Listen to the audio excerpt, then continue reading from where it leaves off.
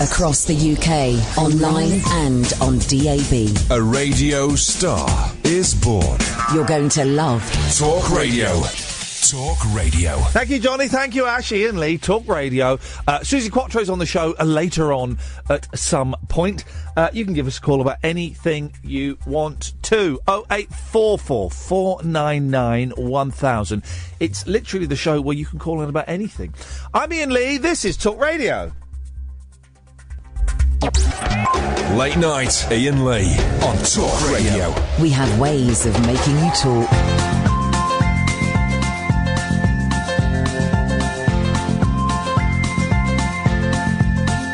There's a voice that keeps on calling me.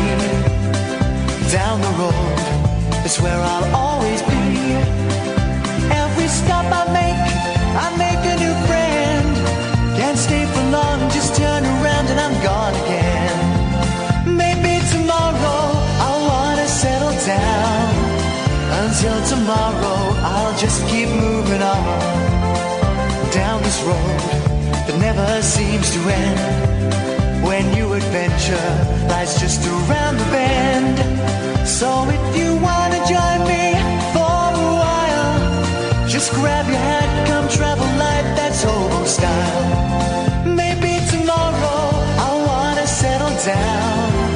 Until tomorrow, the whole world is my home. So if you wanna join me for a while, just grab your hat, come travel light, that's hobo style. Maybe tomorrow I'll wanna settle down. Until tomorrow, I'll just keep moving on.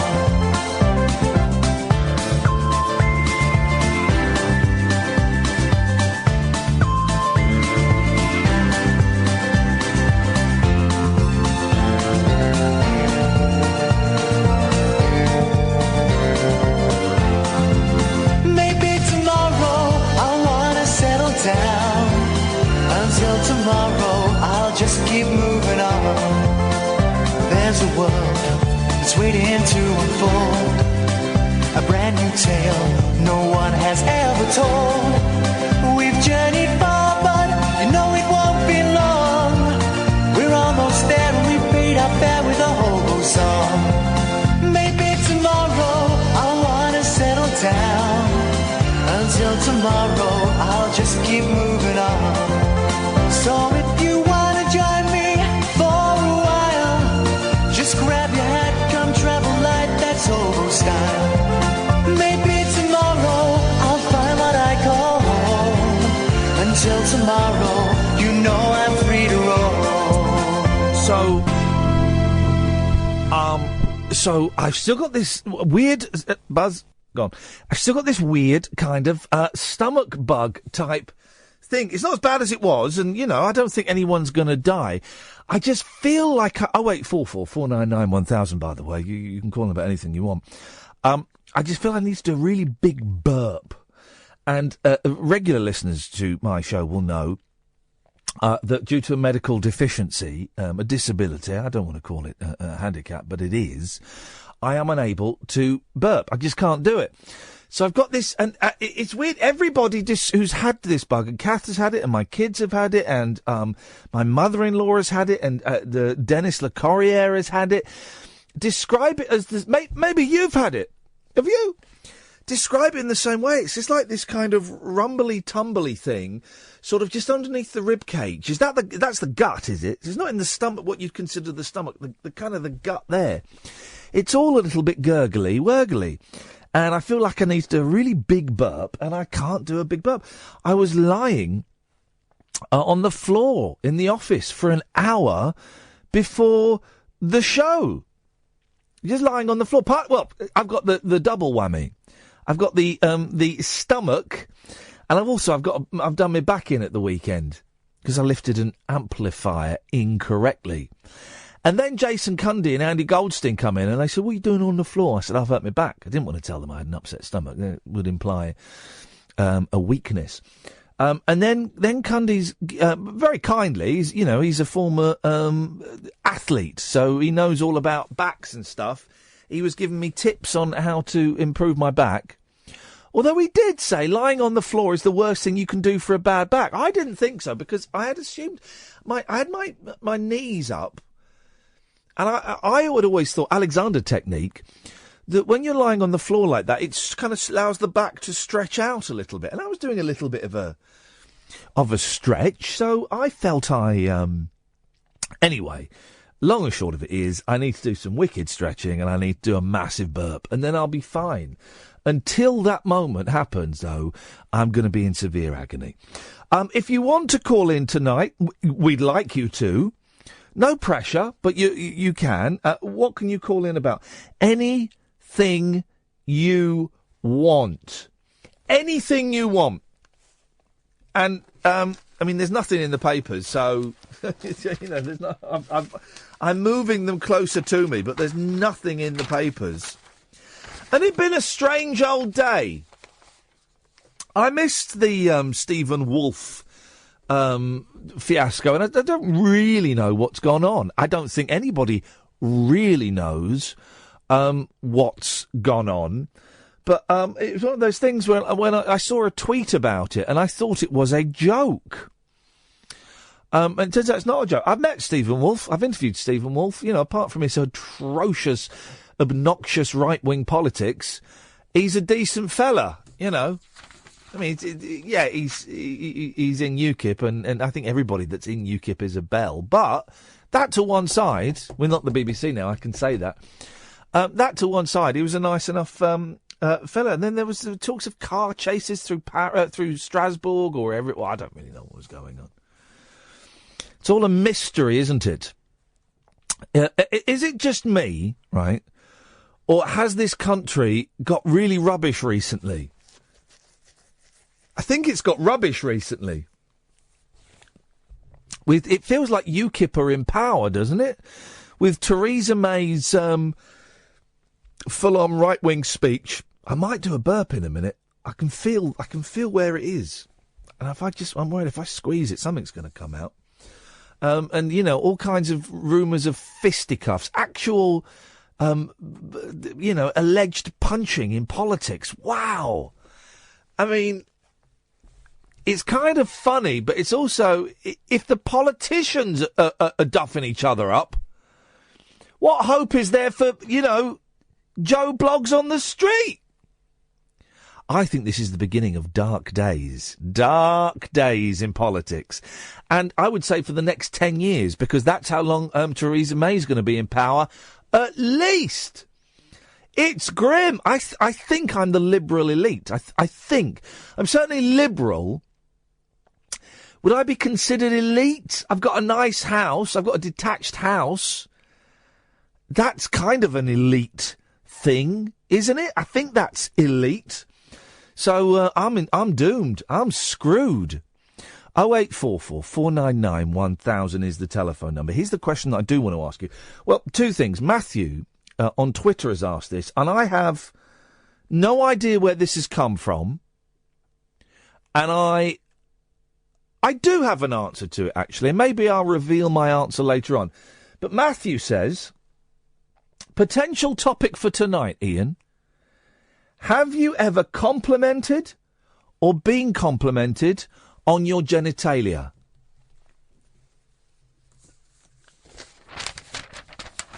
I have, yes, I have. I'm not, you know. So we can ask that, Matthew. Thank you. If you maybe want to give us a little bit more detail as to whether you've recently been complimented or you're thinking of complimenting someone's genitalia and you don't know the etiquette, we can do that. 0844 499 1000. We call you back. The thing that got me today, and I mentioned this on Twitter, and I was surprised that it was kind of 50-50. I might do a Twitter poll.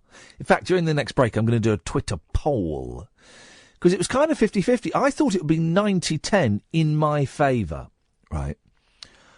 Do you you don't have to phone in about this. I'm going to say the way the show works, I feel like I'm setting it up every night, but maybe I need to because we are getting new listeners all the time, and it is a completely radical departure from what you're probably expecting from a late-night radio show. So basically, I'm going to sit here. and Alan's queued up to call, but if you want to call in, you're more than welcome to. I'm going to sit here and talk stuff that comes into my brain and falls out of my mouth. I'm going to sit here and say stuff. Now, you're more than welcome to call in about the stuff that I say. You're more than welcome to. And to agree with me, to disagree with me, to pick up on that conversation. You're more than welcome to do that. Or you can call in with stuff that's in your head. Thank you, Ed. Here comes a nice cup of tea. Thank you. Wave hello to the periscopers. There we go, you see. You can call in with stuff that you want to talk about. And, if you want to talk about serious stuff, you want to talk about UKIP, you want to talk... You can do. It might be a slightly dull conversation, but you can do, and I will engage with you. Or you can call in and tell me something that's happened to you today, or whatever. It really is a show about nothing. And it seems to be working. Saying that, we've had 3 good shows this week. What, is it Thursday tonight? For some reason, I thought it was Wednesday tonight. We've had 3 good shows this week. It means we're due a dud. We can have a dud. Doesn't matter. Even the duds are interesting because you can go, well, why is this not working tonight? It's all part of it, ma'am. So you can call in about anything you want. Literally anything you want. The only 2 rules, you can't swear and you can't be libelous. That's it. That's it. So, now you know the parameters. 0844 499 1000. So, I was at the playground today with my youngest. Now, the only reason he wants to go to the playground is because there are loads of Pokemon there. Right? That's it. Can we go to the playground after school? Yeah, of course we can. Can we play Pokemon? Oh, so we're doing that. And then there's a climbing frame and a slide and all of that stuff. And my youngest in particular likes climbing, and he likes climbing up the slide.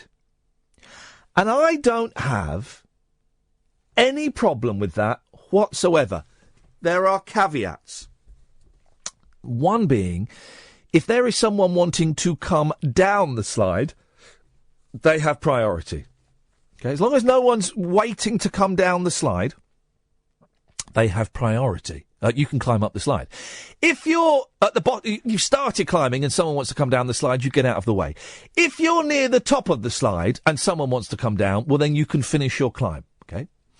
And also, if it's really wet and muddy, you're not allowed to climb up the slide because I don't want you to get mud on the slide, right? But then, if it was really wet and muddy, I probably wouldn't let you go down the slide. Okay? So those are the rules. And I'm pretty strict, and I keep an eye on it. So my youngest was climbing up a slide. I remember climbing up a slide. It's fun. It's because it seems so dangerous and impossible. And sometimes it is impossible. So my youngest was climbing up the slide, and then some other children in the park joined in what was obviously a fun game. The funnest game. And one of the mums said to her daughter, no, I don't remember her name, let's say Susan. No, Susan, no, calm down. No, we do not climb up the slide. Now, she didn't say anything to me. So, 'cause I tweeted this and someone did a very funny tweet, which I can't find now. Iain, just a hunch, but did a mum tut you when you let your boy climb up the slide? It's just a hunch. She didn't tut me, she didn't say anything to me, she didn't say anything to my boy. But I was aware that there was a change in dynamics in the park, because suddenly there was a grown-up telling their child not to do what I was happily letting my child do. And I tweeted this, and about half of you went, yeah, no, that's fine. And about the other half went, oh, no. No, we don't let children climb up the slide. And I wonder, Penny and Alan, I will come to you in a bit, I promise. 0844 499 1000.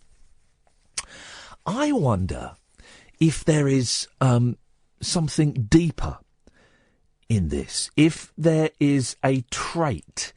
If risk takers, fearless people, those who aren't afraid of adventure, those who will take a punt, even though it may not pay off, those, I'm going to say it, those that are more creative in their lives, let their children climb up the slides. And those, and this is not criticism, but those that play things safer, that have invested sensibly in a pension, those that decided to holiday abroad this year instead of going. Those that decided to holiday in Britain this year instead of going abroad because they wanted to buy a new car next year. Do you know what I mean? You let your kid run up the slide, you're adventurous, you're artistic. You don't let your kid run up the slide, you are overprotective and anal. Is that... I think I'm just thinking this out loud, okay? I'm just having this thought out loud. I'd love you to phone up and help me try and work this out. I think I'm onto something, Anna. I think I'm onto something. 0844 499 1000 is the telephone number. We call you back. This is Talk Radio. Late night Iain Lee. Unfiltered night talk with the original king of unconventional conversation on Talk Radio. We have ways of making you talk. 0844 499 1000 is the telephone number. If you want to give us a call, you're more than welcome to. On the subject of have you ever been praised about your genitalia, Maz has tweeted, I was once complimented when getting a wax. I was told I was very neat and symmetrical down there. I mean...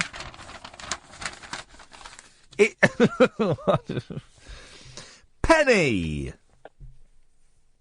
Was that me? What kind of cake? Battenberg? Second suggestion of Battenberg, that's the incorrect answer, but I'll still let you carry on. What have you got for us, Penny? First of all, we have to say hip, hip, hip, or Gatford, because he's back in hospital, apparently. Well, hang on a minute. What, you say that with an accusatory tone, as though I put him there. Oh, you mean you didn't this time? No, not this time. Not any time. I've not put him in hospital any time. Fair enough. We'll let you off then. We'll let you off in that case. But yeah, he's back in, so we'll say hello to Gatford and be nice to him for a little bit, shall we? Well, I mean... Or not. I just think, he's been in hospital so many times recently. You've run out of sympathy. I have, yeah. Do you remember there was... you get this story, it pops up every couple of years about someone pretending they've got cancer. In fact, there was one recently. There was like a nurse or something who pretended that her son had cancer so that she could go to Disneyland. Right. And I wonder if Gatford's just doing this for a trip to Disneyland. I do wonder. I imagine him on the roller coasters. No, you never know. No, I do wonder. I think he's an attention-seeking fool. So. Okay. I'm going to reserve judgment until we're at the funeral. Now, I'm joking, of course. Penny, what you got for us? Well, two things. First of all, climbing up slides, I'm now worried as to what my son's behaviour in the playground means about my parenting skills, because it sounds like you're doing some big analysis of this. Oh, yeah, no, totally. Do you let your son climb up the slide?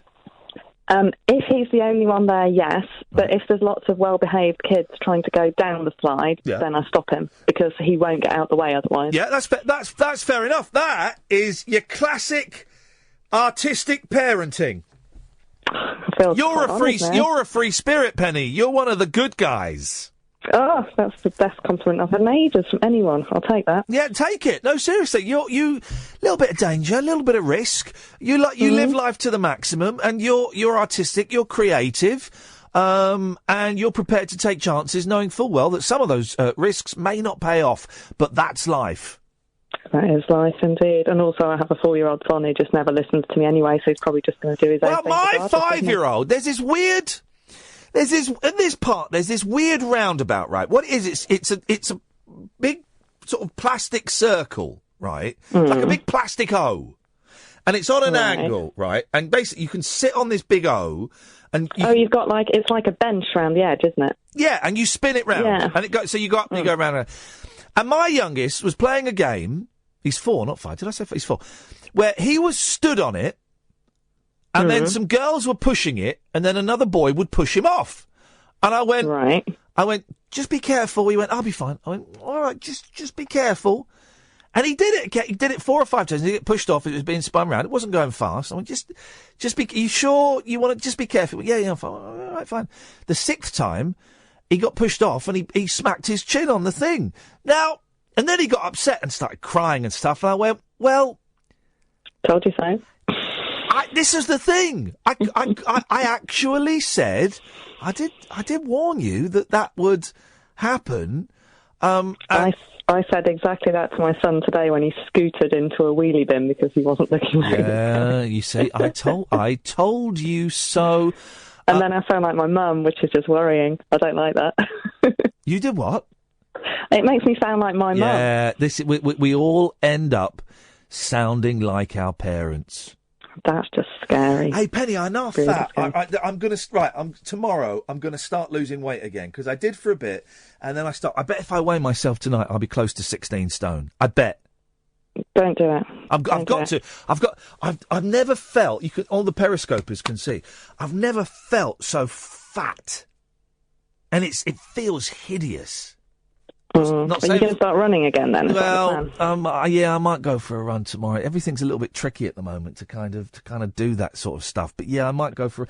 But I was contemplating it, but I went swimming yesterday, and I felt so much better for doing that. I don't want to be seen with this fat belly out. Honestly, I don't want to go. I'm not going to go for a swim until I'm a little bit slimmer. Fair enough. I think I look hideous. Yeah, and I'm not just saying some people go, oh, you think you look really... No, I'm not going to, jump off a bridge because of it, but I think I look fat and hideous. I don't think you do, but whatever. Well, exactly. Anything else, Penny? I was going to talk to you about Sunday night and your record launch thingy and all your Monkeys bands and having this insight into your other world. Oh, yeah, no, Penny came and it was like... It was like introducing my mistress to my wife. No, it wasn't. Hang on a second. So I've got this other life where I run a very geeky record label, 7arecords.com, and we release Monkeys records. And on Sunday night we had a launch party, and a couple of listeners, including Penny, a couple of listeners from this world came and saw me in my other role. And I was a little bit nervous that the listeners would find it a little bit boring. So let's ask her, shall we, boys and girls? Did you find it a little bit boring? No, I didn't. I thought it was excellent. I saw the last guy who was on was absolutely fantastic. The other 3 guys, the other 2 acts, they were good as well. The last guy was absolutely brilliant. Nathan Persad is his name, and he's coming to the Christmas performance ring. I think I've managed to sort out a ticket for that, so that's brilliant news. Brilliant, good, yes. But the other thing was, what I thought was fascinating, I had a quick chat with Kath about it in the bar afterwards, yes. I've thought about it a bit more since, was your film that you showed, which is about a Monkeys convention sort of thing for people who didn't see it. And I watched that, and I suddenly kind of clicked then as to what you and Kath are doing with Us Lot the Losers. Oh. Because you looked at that and you looked at all the Monkeys fans that were there who all knew each other. When they came in the bar beforehand, they were all saying hello, and they've got their own community, and you're part of that community. It's a community of people. And watching that film as well, you saw that community of mainly US fans in that, because it was all over in the States, wasn't it? And that's what you're doing with us lot, is our little community. Our losers community is kind of forming, because you see that now, people coming in going, oh, hiya, how are you again, all that sort of thing. Yeah, that's it's like true. Parallels between the two. Yeah, I can dig that. Yeah, that makes sense. I'm going to make another film. Maybe I make it about you lot. I don't know, but then maybe I can't make. Maybe I can't make that film. That was the other conversation in the bar with the guy you introduced me to. Is it Simon? Simon, yeah. Yeah, who videoed your Iain Lee versus Radio thing. Yep. I'm talking about doing a film of your community of losers and around Performance Ring or whatever it might be, or something like that. We've got some big ideas. We've got some ideas. Penny, thank you for that. I appreciate that. That film you saw is going to have 10 minutes cut out of it. I've decided this weekend I'm going to watch it and tear about. Thank you for that. Yeah, that is, I guess, what we're trying to do with this show is build a community, and you can be, you can come and move into one of the houses that's in this community and be a very vocal resident, or you can live on the outskirts of the town and take part as and when you see fit, or just listen in. That's what the show is, I guess. And here's another thing, right? Very, very rarely. And this was a key thing me and Kath talked about early on. Very, very rarely on this show will you hear me say, we've got Alan from Birmingham. Oh, we've got, looking on the screen, Rory from Northern Ireland. Very rarely will we mention where people are from. Occasionally we will. Now, every other radio station I've worked on has wanted me to say where people are from, to show that we have a big, wide, broad reach. But I don't think you need to do that. I don't think unless it's specific to what they want to phone in about. I live in Liverpool and this happened today. I think that by not saying where people are from, and correct me if I'm wrong, if you disagree with this, let me know, because you and I, dear listener, we've not discussed this. Me and Kath have talked about it, but me and you, the listener, we've not talked about it. I think by not naming where people comes from, I have a bit of a prejudice when I'm listening to the radio and it's someone from Manchester, and now we've got a caller from Glasgow, or now I kind of instantly feel a slight metaphorical distance between us. And so I don't need to know. And you're right, Catherine's just typed on my screen, LBC do it, and everyone's from London, even though they're national. I don't know. What do you think? It's a tradition on radio that we say where people are from. And I don't think it helps things. I think it makes divisions between the community. I don't know. Maybe I'm disappearing up my own arse. 0844 499 1000. Alan, Gareth and Rory in that order after this. Across the UK, online and on DAB. Late night, Iain Lee on Talk Radio. We have ways of making you talk. Suzi Quatro's coming up later on, but before that, what kind of cake, Alan? Lemon drizzle. Covered. Why are we doing... Now, listen, guys. What? I wish Gatford the best of luck, but to a lot of people, they'll want him dead. I mean, no, hang on, sorry. To a lot of people, they won't, know what you're talking about.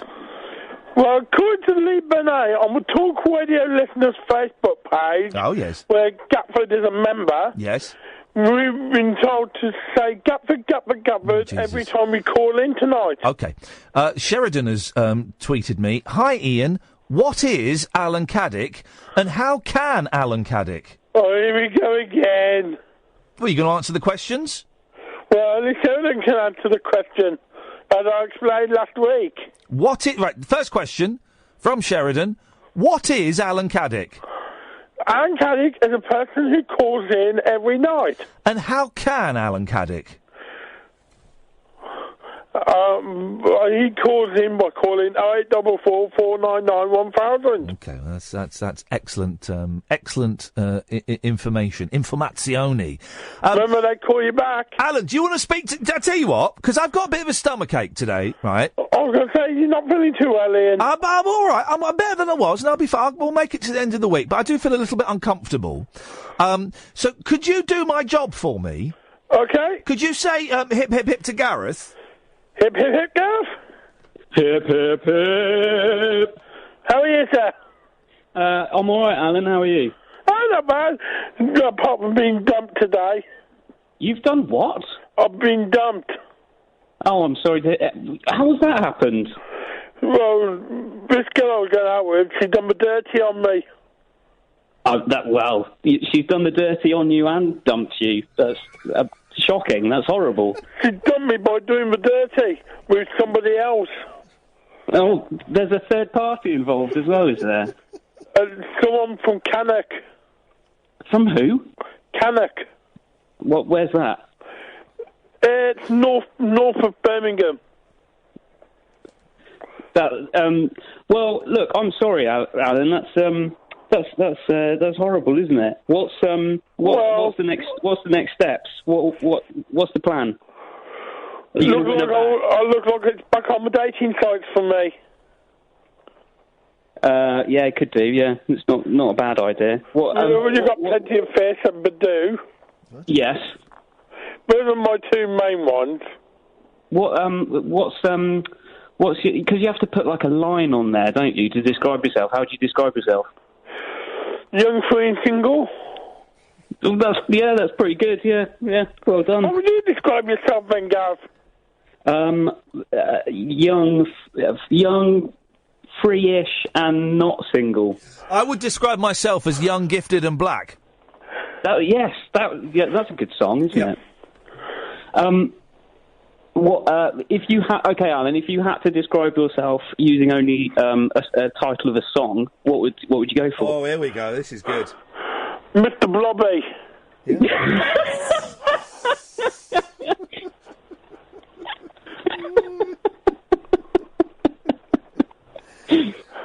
Gareth, if you had to do it, Gareth, what would you describe yourself for a dating website using only the title of a song? What would it be? It's quite a tricky question, actually. It's your question. It's your question. You asked the question, Gareth. You asked the question, Gareth. Now give us the answer. What about? How can I follow Alan Caddick with his? That was a good one, wasn't it? It is a toughie to answer that. We got another tweet for you, Alan, from Harry. Harry says, "Can I Alan Caddick?" Can I what, Harry? Can I Alan Caddick? What does he want to do with Alan Caddick? Can he finish the question? The question is complete. Can I Alan Caddick? No, you can't, Harry. Sorry, Harry, that's a no from Alan Caddick. Alan, Alan Caddick? Why are you pertaining, Gareth? What are you pertaining, Gareth? What are you pertaining, Gareth? I'm pertaining very well, but we've got more of a connection, haven't we, Alan? Alan, so she did the dirty on you? And she never bothered to tell me. You'd think you'd notice. I had my suspicion yesterday, but I wanted to sleep on it.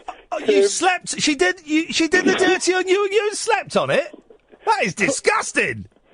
Because I had an inkling, but I wanted You had an inkling as well? It gets worse! I wanted to be sure. Well, how did you clarify that she'd done the dirty on you? By text message.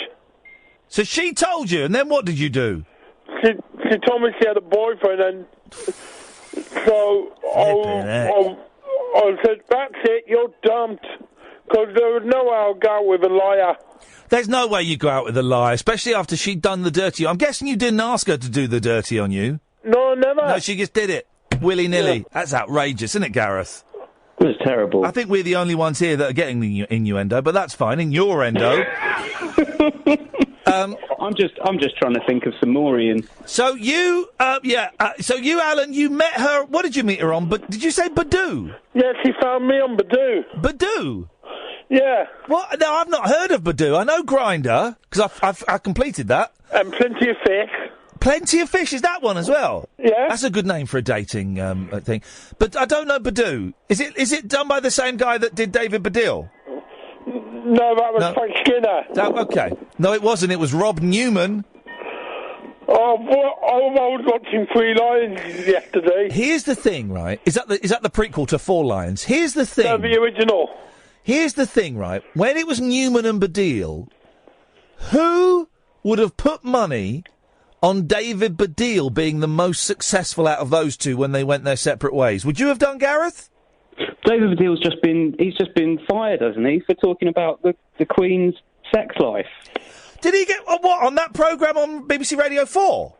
The one where he talks about the Queen's sex life. I think that was the point of the programme. So yeah, he got fired. He's been fired from it. It's because he's not a gay black lesbian in a wheelchair. They've done a John Holmes on him. But I would have thought because Newman and Baddiel, Rob Newman was the pop star out of the two of those, the pin-up, the good-looking guy, and you don't really hear about him anymore. He's still working on the circuit and still doing gigs and bits and pieces, but Baddiel is a millionaire, and Rob Newman is wrongfully, a footnote. Oh, no. Do you even remember Rob Newman, Alan?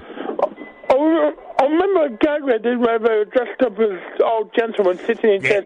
You know... See that gentleman over there? That's you, that is. You know... That's the one. Well, Alan, you know... your mum's dirty pants. Yes. That's you, that is. See that gentleman smoking a joint over there? Yes. That's your dad, that is. Yes, it is, and he's bogarting it. You know that Alan Caddick, Gareth? Yes. That's you, that is. That works. Ian, I've heard you've got a bit of a dicky tummy. Oh, you see? Here's the thing, right? And this is a genuine point that I wanted to mention, right? Yeah. You know, when there's a cold going round, right? Or the flu's going round, right? Yeah, the flu jab. Yeah, all right. And now there's this dicky tummy going around, and it is going around. The lead singer from Doctor Hook had it, I've had it, my boys had it, and I hadn't seen them for a week. A friend had it who I hadn't seen for ages, right? So it's going around. Yeah. Have you had it, Alan? No, I haven't had it. The But dicky the question tummy? is, I was going to know who's next in the chain from Ian. Yeah, I didn't... It could be Castle Ed. Okay. But here's the thing, right? Yeah. How does that go around, and why isn't anybody suspicious about it? That has got to... It's got to be the government trying out diseases on us. Somebody's covering something up here, aren't they? Well, or not covering something up. Maybe it's Area 51 moment. It's that girl who did a dirty on Alan. Who, Leanne? But I don't... Because how... honestly, yeah, if you've got a cold, I can imagine a cold getting around like 7 or 8 people, right? Yeah. It can get around the country, the world sometimes. No, I'm sorry, I don't buy that. You're onto something there, Ian. I am. Yeah, you got a theory. I've got a theory. I'm going to try and get on Howard Hughes' show at the weekend with it. Maybe he'll interview me for an hour about it. And that won't be bullseye. Howard Hughes. Sorry? Howard Hughes? Yeah. The aviator. Hang on, Alan, shut up. Go on, Gareth. Howard Hughes, the aviator? No, you absolute prune. Howard Hughes, the bullshiner. I've never heard of him. Is he a famous bullshiner? Yeah, Sunday nights at 10 o'clock on Talk Radio. It's 3 hours of complete and utter bullshine. It's brilliant. It's the best show. Is he on Talk Radio? Yes! Oh, that's embarrassing. Hang on a minute. Sorry. No, it's not. No, it's not embarrassing. Hang on a minute. I've got a clip of him. Is he talking about Area 51? Oh, I'm trying to find... hang on a minute. Let me see. It's under music. I need to sort my hotkeys out. George, you're funny. Shut up, you lunatic. George, you're a fanny. Okay. I am unable to find the. I can't believe what I'm listening to. No, I'm unable to find. Just shut it, pal. The clip, so I won't. I don't want to blow my own trumpet because I haven't got one. No, I can't find it, but yes, he's well worth listening to. Gareth? Yes. Thanks for calling. Late night conversation worth losing sleep over.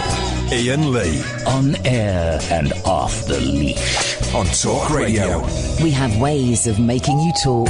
0844 499 1000. Hip, hip, hip, Rory. Hip, hip, hip, Ian. How are you doing? I'm all right, thank you. Although my stomach really is bit run down. Stomach ache. I've got spots, and I've just scratched a spot, and that hurts a bit. But I'm all right, Rory. How are you, mate? Yeah, I'm good. I'm doing a lot of the. I didn't know you couldn't burp, but I'm doing a lot of that. I hope you're not jealous. I am always envious of people that burp, especially ones that can burp the alphabet or Rolex. But I'll get over it. I don't know what rollicks are, but that's cool. Well, it's a polite way of saying the word bollocks. I didn't want to. Want to swear on the radio, and now you've made me swear. So thanks a lot, Rory. Do you know where there was before the 6 o'clock news last night on BBC One? They showed this trailer for The Apprentice, and there was a swear in it. Was there? Like an F swear, and I was really Yeah, there was. It's got the bloke going, "Oh, I effed that up," and I rewound it and everything, and it definitely was F. And that was on before 6 o'clock. It was a 5:59. No, that's inappropriate. Yeah. That's inappropriate. I know, and I searched Twitter to see if anyone was going, "Oh, there was swears on BBC," but there wasn't. I would normally complain because that used to be my job to spot things like that. And but nobody has complained except me, so I'm just a geek who cares. I watched The Apprentice tonight, and it's the first time ever I've watched the first episode of The Apprentice. I've never seen the first episode. I normally I haven't watched the last 2 or 3 series. I didn't watch the first 3 series, and I never watched. I kind of dive in about episode 4 when it they've got rid of all they got rid of the boring ones, the bald people. But I don't get it, right? Because the programme has changed. Because now it isn't that Alan Sugar gives them a job; it's that he invests £250,000 in their product, right?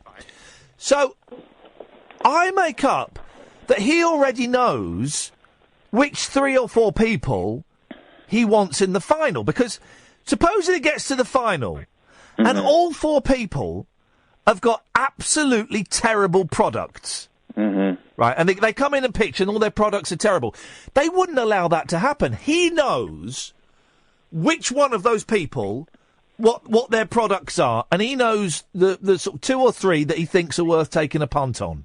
Yeah, but about 3 years ago, there was a bloke who he clearly loved and wanted as his business partner, but then he found out what his business was, and the business idea was it was something about estate agents, and it was awful, and he just went, "Sorry, mate, I love you, but..." Do you remember I think the last time I watched it, it was that, do you remember there was like a scientist man with glasses, and he won, and he'd invented like hair curlers or something, hair curlers, and he did chairs or something as well, like comfortable chairs. Yeah, it was a comfortable chair and a hair curler. Now, I don't know a lot about inventions, but I think those 2 things exist already, Rory. Yeah, I think they do, yeah. I think they do. And also, I've not seen his product, so I mean, is that guy even still alive? The only ex-Apprentice people I know, right? You still see Hopkins, James Max, yeah. The one that sued him for being a sexist, Stella somebody. Michelle Dewberry. No, she was. Wasn't it Stella Artois? No, it's a beer. And Rafe. Now, you don't actually see Rafe a lot, but I imagine that Rafe is a... Maybe I live near Rafe, because I feel like I've seen Rafe. Yeah, maybe you see a lot of Rafes. Very tall, swarthy... very suave. He was from Swaziland, and he spoke Swahili. Yeah. And he wore a cravat. I'm Rafe. Hello, I'm Rafe. Yeah, and the woman was on Celebrity Big Brother, the woman who was on Loose Women and stuff, the woman who, who was second in the very first one. Who was that? Zahira? I can't remember. Who? Sarah Khan. Wasn't on it? No? I don't know. I didn't watch the first one. I don't think I joined it until Series 3. Yeah, I've been watching it since Series 2 as well. But wonder what happened. She was on Celebrity Big Brother, and she had a bit of a meltdown. Good, as everybody on Celebrity Big Brother should have a meltdown. That's what it's there for. It's there to break you. It's the modern. Here's an idea for a reality show. I remember they did it once in the A-Team. Right, there was an episode of the A-Team, right, where they captured the A-Team. Right, and remember they are Vietnam vets, right? Vietnam vets, and they captured the A-Team. And it may have even been the Vietnamese, I don't know. But they got Hannibal, right? And they made like a tiny little chicken coop out of corrugated iron. It was tiny. You couldn't stand up in it. You had to hunch in it, right? And they made it in the desert, right? It was in the desert. And they put him in there for a week. Right. In this tiny thing, in the metal, so it would have been hot, right? Wow. And they opened it a week later going, he will be a broken man. And then he will give us the secrets, right? And they opened the door. Do you know what he was doing? Making a gun. No, he wasn't making it. There's nothing in there. He was smoking a cigar. He was smoking a cigar, and so they put him back in there. You can't break Hannibal. And I would watch I would watch that. Celebrity torture, where you get Christopher Biggins, and he would have to do it after, his jokes about Jews and bisexuals. He would have to do it. He'd say yes. Biggins is in. Jim Davidson. Yeah, Jim Davidson. David Baddiel. Maybe John Virgo as well, just to reunite the Big Break team. And Joey Essex. And I'd like to see them get tortured. Really nastily. That would be brilliant. And see who... and what it is, right, is they wouldn't... So, Jim Davidson wouldn't see John Virgo on the rack. You know the rack where they tie your arms and your hands, right, and then they stretch it. He wouldn't see John Virgo on the rack, but he'd hear it, right? And the thing is, you got to stay on it longer than that. But he'd hear it, right? But what they would do is they would have tricked Jim Davidson. John Virgo would have got a wild card. I've got this whole show planned out. John Virgo's got a wild card, so he's allowed to skip a torture, and he skips the rack, right? So what they do is they just have him in a room for 10 minutes, and they tell Jim Davidson, John Virgo's on the rack. And so John Virgo then just for 10 minutes is sat in a really comfy chair with a glass of beer going, God, no, please! Right? And then he's having a swig on a beer, and maybe even, I don't know if he's a smoker or if he's like e-cigarettes, but they'll have whatever. And so Jim Davidson's thinking, God, I've got to last longer than 10 minutes on the rack. But he'd really be on it, and they'd stretch him.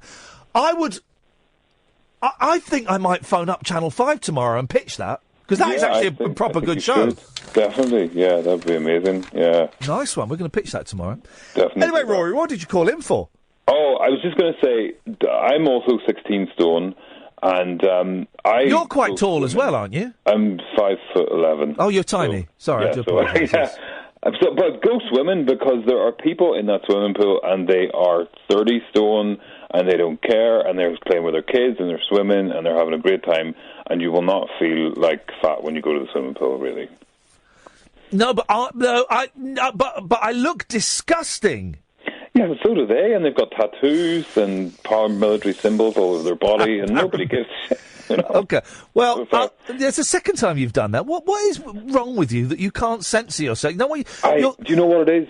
I used to live on my own, and now I live with these blokes who swear all the time, and I do a show every week where I swear quite a lot in the show, and that's why I was actually quite worried before I came on that I would be swearing, so sorry about that. Here we go, listen to this. This is a tweet from someone. If my child climbed up a slide, I'd be annoyed as much as if she was going down it and this idiot was going up. What's the issue? What? What does that mean? If my child climbed up a slide, I'd be annoyed as much as if she was going down and this idiot was going up. What's the issue? I've got no idea. Are they pro or again climbing up slides? Are you Utopia 4OD? You have to make yourself a bit clearer, please, because I don't understand what the hell you're talking about. Yeah. Would you if you had kids, Rory? Would you let them climb up slides? I would let them climb up slides. Yeah, my brother, my nephew, his son, he lets them climb up slides and do everything, and doesn't, when he goes into shops, he doesn't say, "Don't touch this, don't touch that." Yeah. But in his home, he is actually quite disciplinarian with his son, and won't let him do certain things, and reserves the amount of time he can spend watching Minecraft on YouTube and watching cartoons and things, and will be quite, abrupt with him. So, and he's a creative person. He's like a very creative person. He's an artist and everything, but in home, he's quite. Well, the home is a different thing. The home is a different. I'm not deconstructing anyone's. I'm not doing a psychological analysis of how people behave in the home. But I just think you can break society down to those who would let kids climb up slides and those who don't. And those who don't let their kids climb up slides, I think they're dead inside, Rory. Yeah. Thanks for agreeing with me. I think they are. I think, Jay, I'll come to you after the news.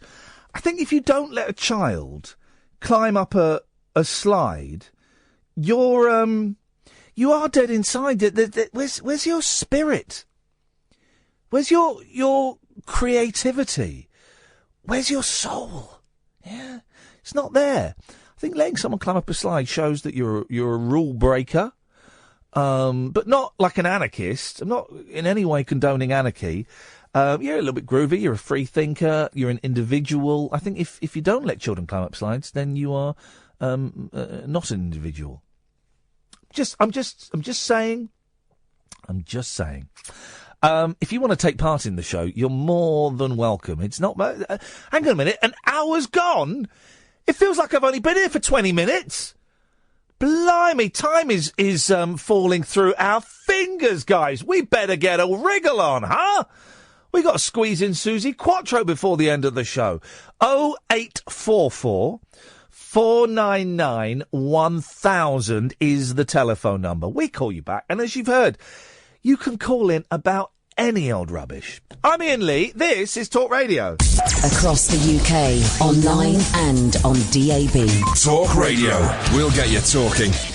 Talk Radio. Busy show this evening, guys. Now will be an excellent time to call. We will call you back. 0844 499 1000 is the telephone number.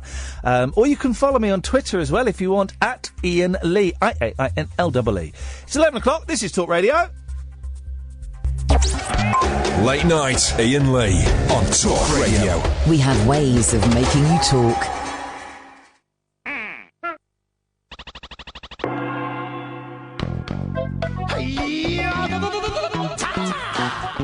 Kick, punch, it's all in the mind. If you wanna test me, I'm sure you'll find the things I'll teach ya. Sure to beat ya. Nevertheless, you'll get a lesson from teacher. Now kick, punch, jump, block. Once more now, kick, punch, jump, and block. Don't get cocky, it's gonna get rocky. We're gonna move down to the next jockey. Now duck, jump, turn, pause. Listen carefully, jump, pause, duck, and turn. Yeah, I see you're getting better. Kick to the limit in order to get her. Now kick, punch, chop, block, chop, kick, punch, block, it's gonna get harder now. Duck and jump, turn and pose, duck and turn, jump and pose. Come on now, why don't you follow my words, because we're almost done. I'll make it easier first. I wanna see if you wanna see what it means to be the man with a master plan. Are you the man now? Here we go now. Kick, punch, block. Kick, punch, block. Chop, kick, block. Chop, kick, block. Block, tell them kick it. Block, kick. Block, duck, punch. Block, duck, punch. Duck, duck, turn. Let me just finish this level. Hang on. Duck, turn. Hang on. Jump, kick, chop. Kick, chop. Ooh, and punch, punch. Punch, punch, punch. Yes! Did it! That's it for today. Good job, Parappa. Thank you. You can go on to the next stage now. Yahoo! Yahoo! Excellent. Sorry about that. I'm finishing level 1 of Parappa the Rapper. 0844 499 1000 is the telephone number if you want to give us a call. This is Iain Lee on Talk Radio. You can call in about absolutely anything you want. For God's sakes, we've just played 2 minutes of a 20-year-old video game. That's the kind of rubbish you're dealing with here, guys. Should kids be allowed to walk up slides is the big question of the evening. Let's have a little look at the statistics on the Twitter poll. 491 votes.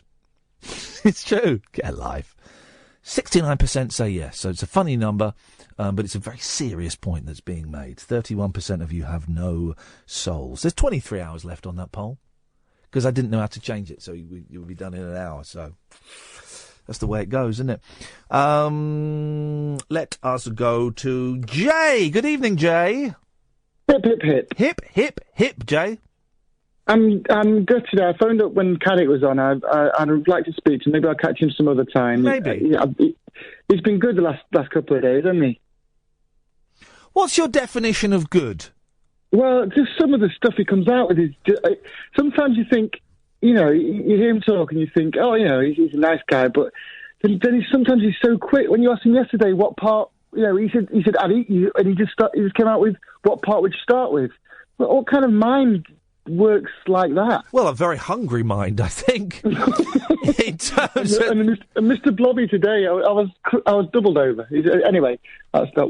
What was that you were playing before? What was that? Parappa the Rapper. What is that? Oh, man alive, it's one of the greatest video games of all time. It was out on the original Sony PlayStation. It's a Japanese game. And you're a little dog, and you have to learn to rap. I think, if I remember correctly, you want to win the heart of a girl, and so you have to learn to rap, and you go through a series of lessons. There, you're fighting a karate teaching onion. Right, okay. And then you have to go through a series of things, and at the end you go to a big rap battle, and if you win, then the girl falls in love with you. And I was mistrusting of I was always a Nintendo person back then. I was mistrusting of Sony until later on. You missed out. You missed out on Parappa the Rapper. I did miss out on Parappa the Rapper. You missed out on it, and that's to your detriment. I was still playing Alex Kidd in Miracle World, I think, on the Master System. That was before then. Yeah, Alex Kidd was good. That was before then. Yeah. Anyway, we're dangerously close to getting into old video games. I don't mind old video games. So I don't mind. I mean, are you excited about the NES, little mini NES emulator that's coming out? No, I probably won't get that. I need to buy a new console, right, for various reasons. Right. What have you got at the moment? Well, at the moment I've got an Xbox One, right? But let's just say it's come to the end of its use for me, right? So, do I get another Xbox One, or do I make the leap back to PlayStation? Well, I'm still on the 360, so I haven't got time for it all these days. I'm still on the Xbox 360. I've had the best part of a decade. Yeah, now. It's good. They're good. I might stick with Xbox. I think I'm an Xbox. Hang on, listen to this. Hang on, this is the final of Parappa Rappa. Listen to how good this song is. It's party time in the house. Everybody, I'm wondering how you're feeling out there. You feeling good? This is the end level of a video game. Hang on. Somebody say ho!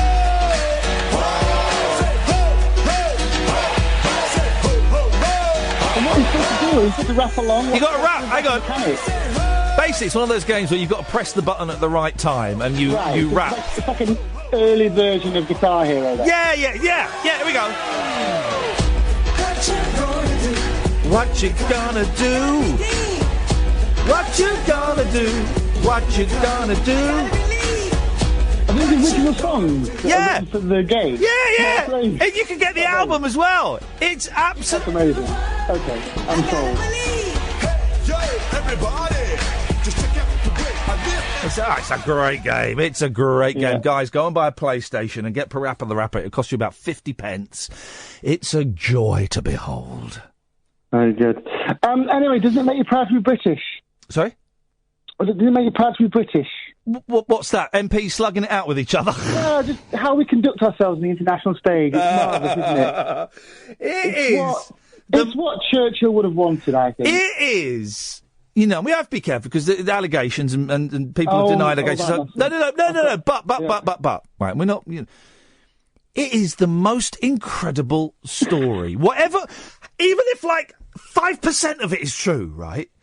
It is nuts, isn't it? Because my mate texted me something about Stephen Wolfe, right? And I just thought he was just being rude. You were talking about yesterday, weren't you? We talked about him yesterday. Yeah, I know. And if you wanted to believe in conspiracy theories, right? So Diane Abbott is the leader of UKIP for 18 days. Then she steps down. Not Diane Abbott. What's her name? Wouldn't allow that. What's her name? I can't remember the name of the woman. James Abbott. I'm joking. Anyway, whoever, right? That's how much of an impact she made on us, right? She was the leader of UKIP for 18 days. And then the guy... Did you see the picture when Farage tried to kiss her and she recoiled? Oh, she recoils in horror. Going back into a shell. And then the guy who is obviously the best candidate to run that party, right, who got turned down because he was 17 minutes late before, and then... And too black. And then he's obviously going to go again. And for whatever reason, he winds up in hospital, possibly because he's been done. It's incredible. It's an incredible story. And it does. I bet all of Europe, all of the MEPs, right, who wanted us to stay. They can't wait to get rid of us. They just can't wait to get rid of us. Now, exactly. I mean, UKIP, whatever happened today, right, UKIP have... They've embarrassed themselves in that European Parliament. Again, so many times. I mean, when we voted for Brexit, right? And then the next day, Farage goes in there and basically goes, "Up yours, everybody! You're not laughing now." And I just thought, and people were going, "Oh, he's such a player. He's such a hero." I was going, "No, he's not. Yeah. He's an ambassador for our country, and he's acting like an absolute prune." What a fantastic way to start negotiations. Oh, it's terrible. And everyone's going, "Oh, yeah, well done, Nigel, well done." You were laughing at me. You're not laughing now, are you? That's not a bad impression.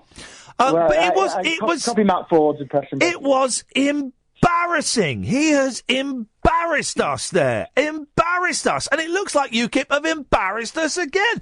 And I bet all of the MEPs that wanted us to stay are going, "Oh, thank God that lot are going. Oh, aren't they rough? Brits abroad, guys. Brits abroad." What do you do when you see a piece of news like that? The first thing I do is I go to, there's some people who I follow on Twitter that I immediately go to for political commentary. And at the moment, that's Janie Godley, Matt Ford, and Limmy. For some reason, I want to. When I hear something like that, I just go straight to Twitter for those three people. But none of them mentioned it today. I was disappointed. Yeah, Limmy did mention it. Did you see Limmy did the funniest tweet last night about how someone stole his helicopter in Grand Theft Auto, and he put #sad. And I went and watched the video. He posted the video of when this guy, and it's brilliant. And I don't know how this guy did it, but Limmy goes, "Where's my effing helicopter?" And this guy leads him, and then this guy points up to the roof of a building, and he goes, "Oh, you." It's the funniest thing. A grown man being distraught that someone's nicked his computer helicopter. It's hilarious. Hilarious. What's the angriest you've got playing a computer game? Yeah, well, you see, this is it. I want to. I don't know. Maybe I should save my money and I don't know buy food for my children. Jay, I just don't know. Thank you for that. 0844 499 1000 is the telephone number. You don't get. Maybe you do, and maybe I'm out of the.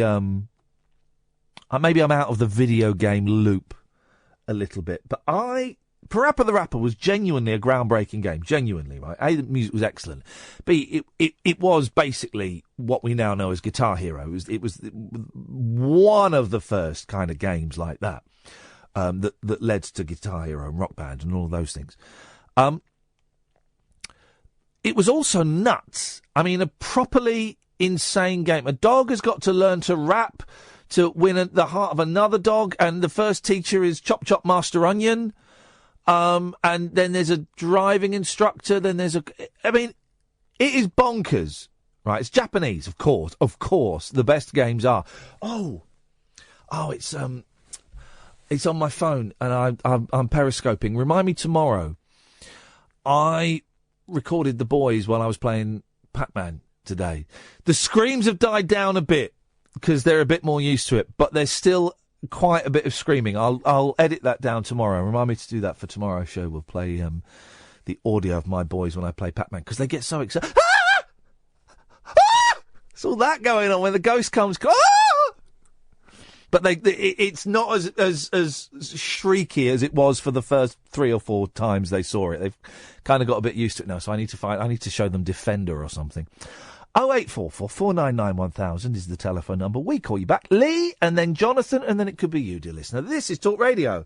Unmissable late night radio with the original king of unconventional conversation. Make contact with Iain. Late night Iain Lee on Talk Radio. We'll get you talking. 0844 499 1000. I should let you know as well, you can watch the show. Slightly less people watching the show than there have been the last couple of days. We didn't do it yesterday, but on Monday and Tuesday, we had just under 20,000 people watching the show. If only those stats counted for something. Well, they make my soul feel a little bit warmer. So thank you. If you do want to watch the show, if you go to type in periscope.tv/Iain Lee, IAINLEE. You can watch the show, and hello to all of the Periscopers watching now. Peace and love, man. Peace and indeed love. And look, they're firing off their hearts. Yes, Lee! Getford. Oi! I'm sorry, I have to apologise for that. I persuaded Alan and Penny to say it. Unbelievable. You know, it works as an inverted hex, though. Does it? Yeah. No. So you're actually by saying his name 3 times, it's like Beetlejuice. You're cursing him. Classic movie. Classic movie. I don't know if I've ever seen I've seen bits of Beetlejuice. Oh, come on. Well, no, hang on a minute. Just you say, Lee, you just saying, oh, come on, won't make me have seen the film. Oh, all right. Then. I don't think I've seen it. I've seen bits of it.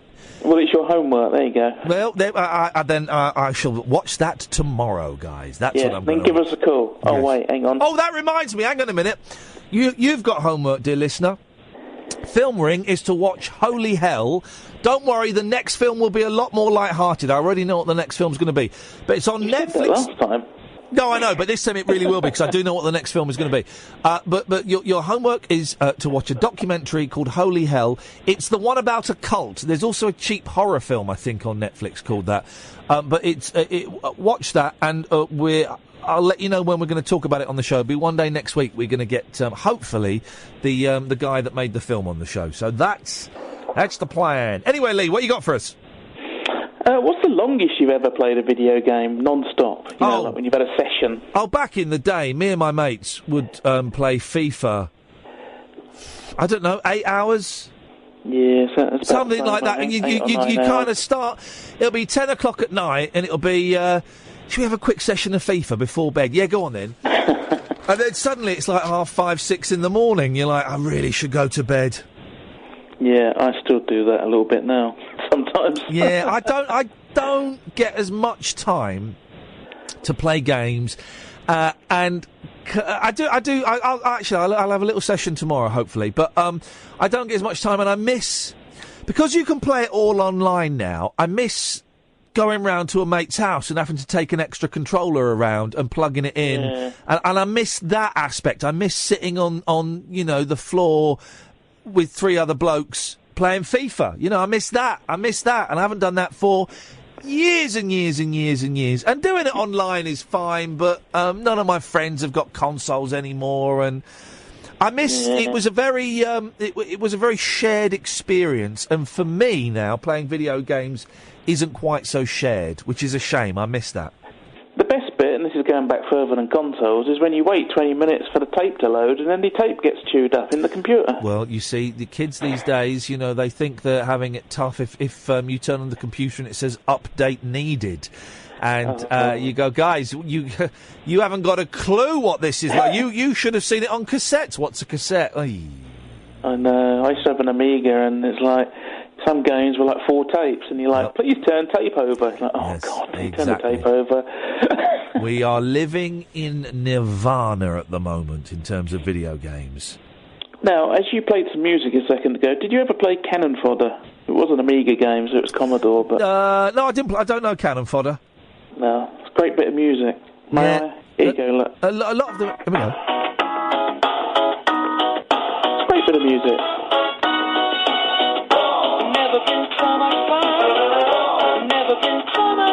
There you go, some nice for you. There you go. You see, it all adds up to fun times. Oh, absolutely. Anyway, one quick last thing. Yes.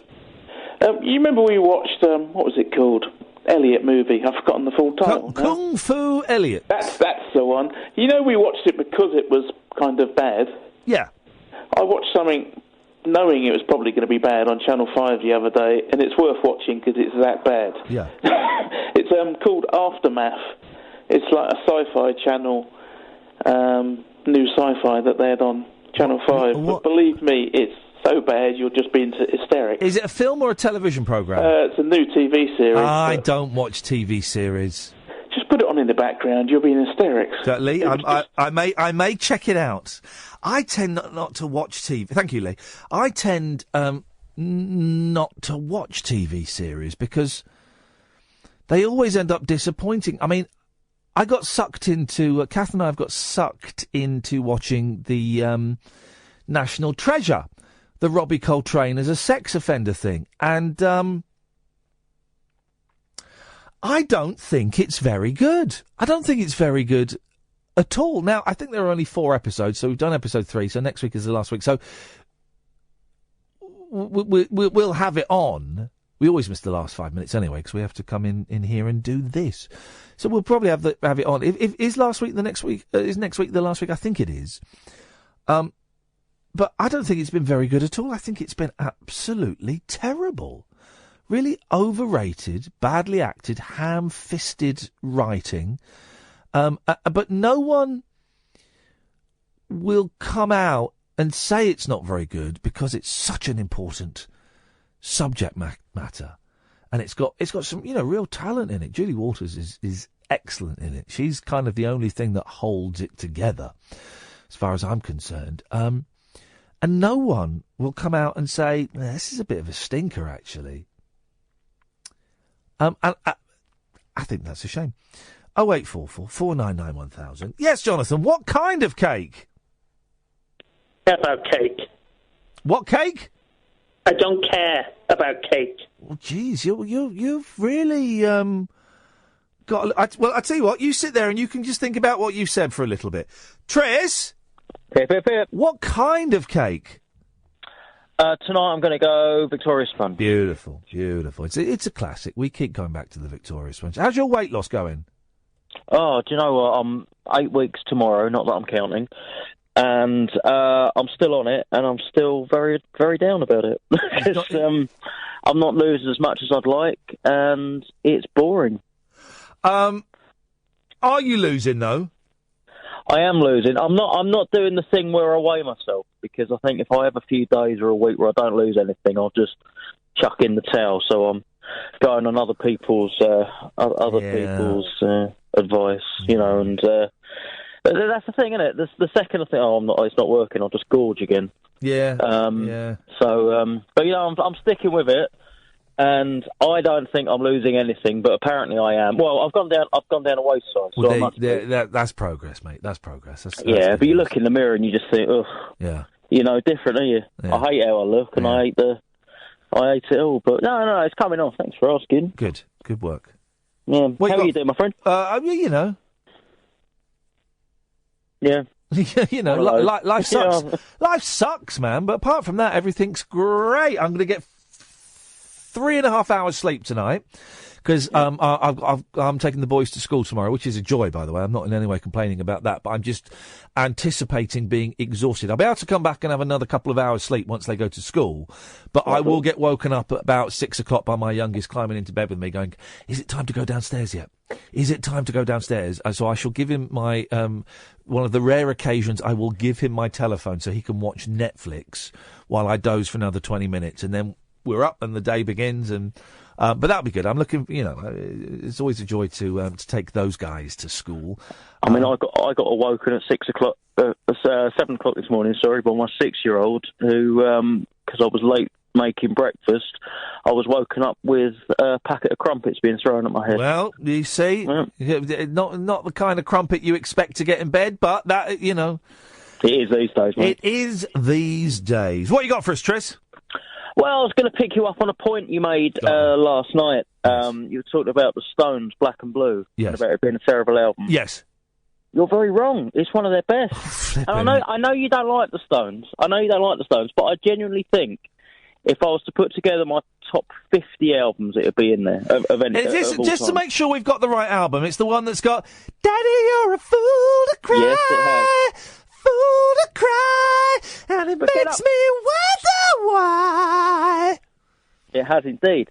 Terrible record. I know. I can say it's a terrible record because I listened to a documentary about it 2 nights ago where they played the album and it was awful.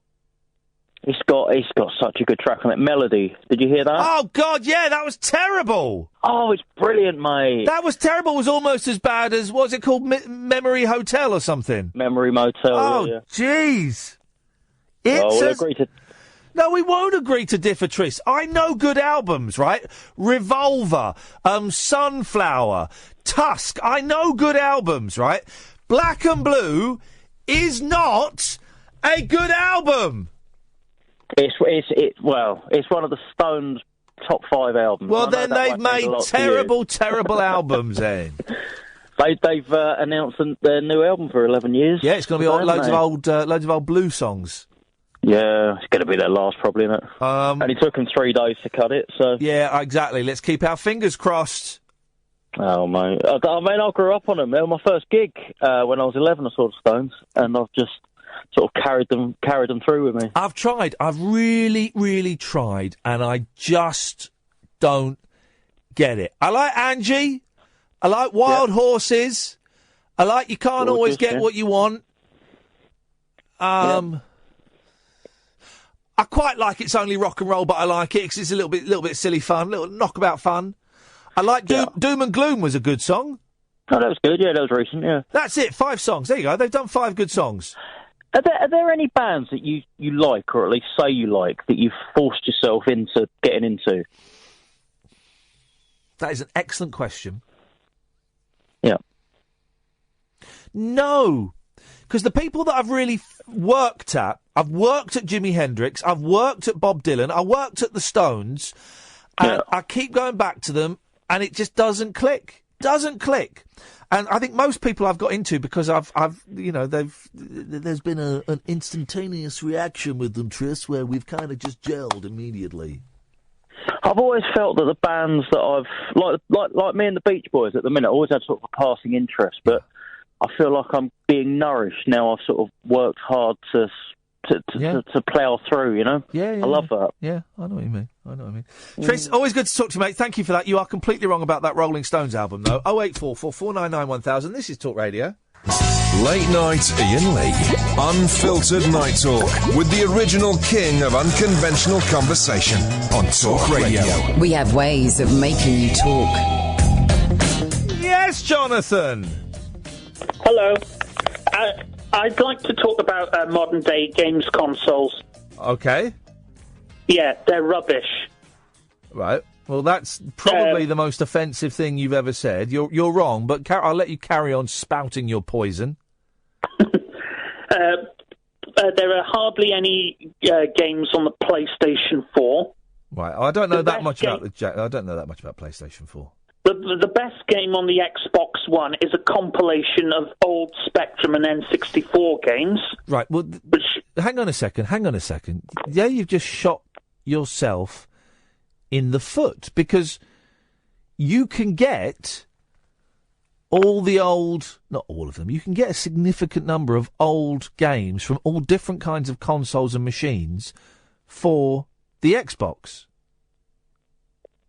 Xbox is a terrible console. So ultimately, it's the Xbox is the best console because it can not only do what an Xbox can do, but it can do what a Dreamcast could do, and what a Sega Mega Drive can do, and what a Spectrum could do. Xbox One is a rubbish console. Tell me why. Tell me why. So I'm gonna now. Normally, when you come on and spout your racism, I kind of just let you go. I want to nail you down on this because this is the important stuff, right?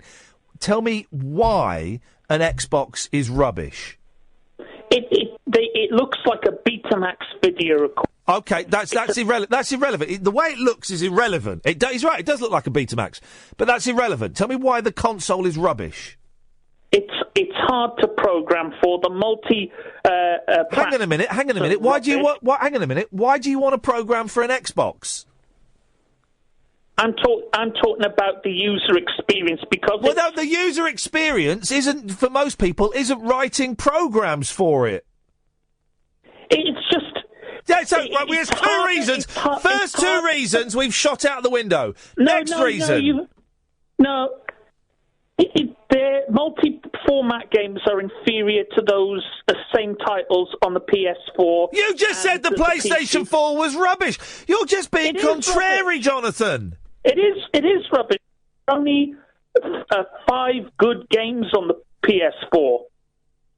Only 5. The graphics, and most sound, of them are ports. Jonathan, you come on and you talk absolute guff. Why can't you just once come on and speak the truth and say, do you know what? No, you're not. You're not. And now I'm angry. Now you've offended me. Right?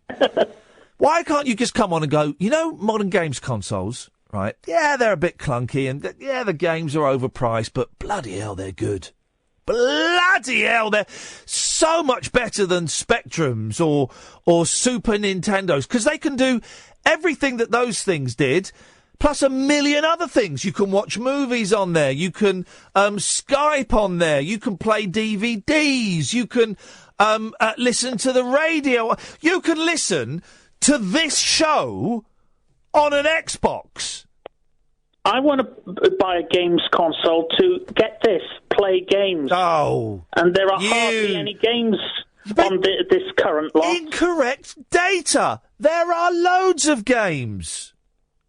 Yeah, loads of PS3 and Xbox 360 titles. Do you know what? He's got me there. Yeah, you're right. There are lots of just slight upgrades from those. Yes, I'll give you that. I mean, the only truly impressive next generation game in this current generation is Arkham Knight, and that's not as good as Arkham Here we go. City. All right. Okay, Jonathan. What is the best console of all time? And the future of this call hangs in the answer. Sorry? Oh, that's difficult. There are so many good consoles. Don't fudge it. What is the best console of all time? I know the answer. Well, your answer's wrong. You see, I know what you're going to say. You're going to say the Dreamcast, and I'm going to say that, yes, it was a very good console, but the Mega Drive was better. Thanks for calling, Jonathan. Absolute rubbish. How can you say the Mega Drive? I know we're getting geeky, guys. Bear with me. We'll talk about... Try and think of something that's not geeky. I can't. I've had a brain freeze, guys. I've had a brain freeze. I tell you what, Catherine, why don't you come and join me, because we're in danger of disappearing in a geek wormhole. Whack your microphone on, Boyle. Whack your microphone on. How can you say a Mega Drive is better than a Dreamcast? I mean, that's just ludicrous. Jerry! Oh, gutted. Why are you gutted, mate? I just found out Mike Collins died, this hip-hop man. Who's died? Mike Collins died ages ago. Hip-hop National Fresh. Hang on, Jerry, I'm struggling. Who died? Mike Allen, DJ. Oh, Mike Allen died. Yeah, he died a while ago. Yeah, I just found out. Yeah, he died maybe a couple of months ago, yeah. He was ace, National Fresh. Yeah, he was good, Mike Allen, yeah. Hip-hop pioneer. Yeah, I never used to listen to him I used to listen to him when he was doing phone-in radio. I probably spoke to him once on Talk Sport, I think. Yes. He's covered for someone. Yeah, well... He's a nice guy. I'm going to die one day, Jerry. What are you going to do then? Yeah, we're all going to die. Yeah, well... But never mind. Let's not get depressed. Well, too late for that. You've sucked the energy out of... The best games console ever is the Binatone from the 70s. Oh, inspired the rest. Even at the time... I inspired the rest of them. Even at the time we knew they were rubbish. No, but inspired. It was an inspiration, I'll give you that. I'll give you that. And Spectrums are crap because the graphics just clash. Yeah, there's a lot of clash. I'm just aware that we are in danger of literally, we haven't got a big audience anyway, but of that tiny audience being driven away by what has become a load of blokes just masturbating in front of each other. That's basically what the last 20 minutes has been. There's been men knocking one out in front of each other. No, can't multitask. Well, exactly, you see. Guy Fawkes Night's coming up, are you coming? Maybe that's the wrong word to use after... Steady. What, to push you round penny for the guy? Yeah, No. I'm going to... I'll buy some fireworks again this year. I bought some last year. Everyone says, don't buy fireworks from the supermarket. They'll be rubbish. Even when I was there, the bloke in the queue said, you don't want to get them. You want to get them from one of them... he said, one of them Indian shops. They sell the proper stuff. And I had a load of fireworks, spent about 60 quid. They were brilliant. Remember, I used about 35 quid, about 40 quid's worth on fireworks night. We still had loads left over, so I saved some for the boys' birthdays in January. They were brilliant. I don't want to get from newsagents are rubbish now. Well, go down. I went to Tesco and went, I'll have one of them, two of them, couple of them. They any good? Oh, go on, I'll get two of them. Beautiful. Loved it. Nice rocket. Yeah, but loads of rocket. The boys love the rockets. And it's exciting as well. I remember as a kid in our tiny back garden, my dad lighting a Catherine wheel, and it just being the most exciting thing that my dad was doing something really dangerous. It was mostly because of the danger, wasn't it? And having watched Blue Peter and all those advisory videos that told you that you... with the beam fingers. With the bandaged hand, don't. Yeah. But I am now... I mean, those sparklers, it turns out, guys, they get cool quite quickly. I know I got hit in the face with one, didn't do anything. A sparkler? Mm-hmm.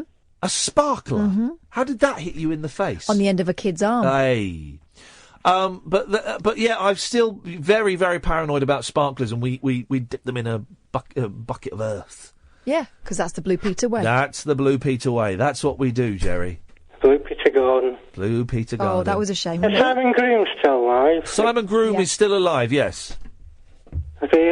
Jerry, we're about... Right, now I'm cutting you off now, because we're about to do old kids' TV shows. Simon Groom used to work at that place we used to work at. Yeah, he did, didn't he? Mm-hmm. 0844 499 1000. I'm Iain Lee. This is Talk Radio.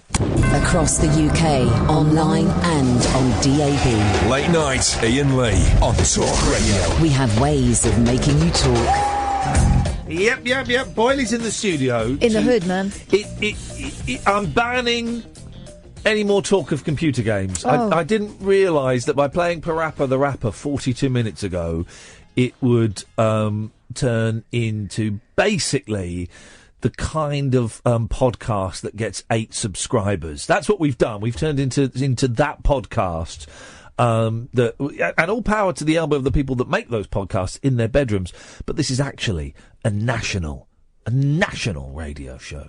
So we'll have no more of that. No more of that, I think, because even I was glazing over a little. It's a shame, isn't it? A little bit.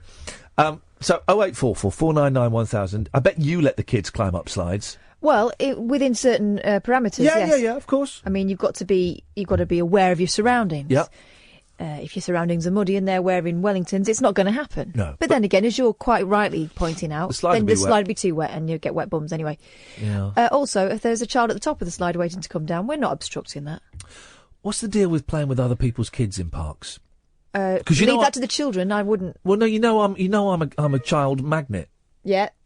And so when I'm at, I made a real effort today to play with my youngest in the park. Instead of just sitting down and letting him go off, I was like, I'd not seen him for a bit, so I was going to just running around, and I was joining in with him. Yeah. I was being the tickle monster, chasing him, and he had to climb. And then kids see a fun dad. Yeah. And it's because it's a rare thing. They want to join in. They want to come and have some of it. Now, you can't tickle someone else's kids. Thank you. I have rules, and one rule is never tickle another person's child. Never touch another person's child unless they had fallen over and injured themselves, and then I've got no qualms about going over and picking them up and comforting them and, taking their hand to find their parent. Got no qualms about that at all.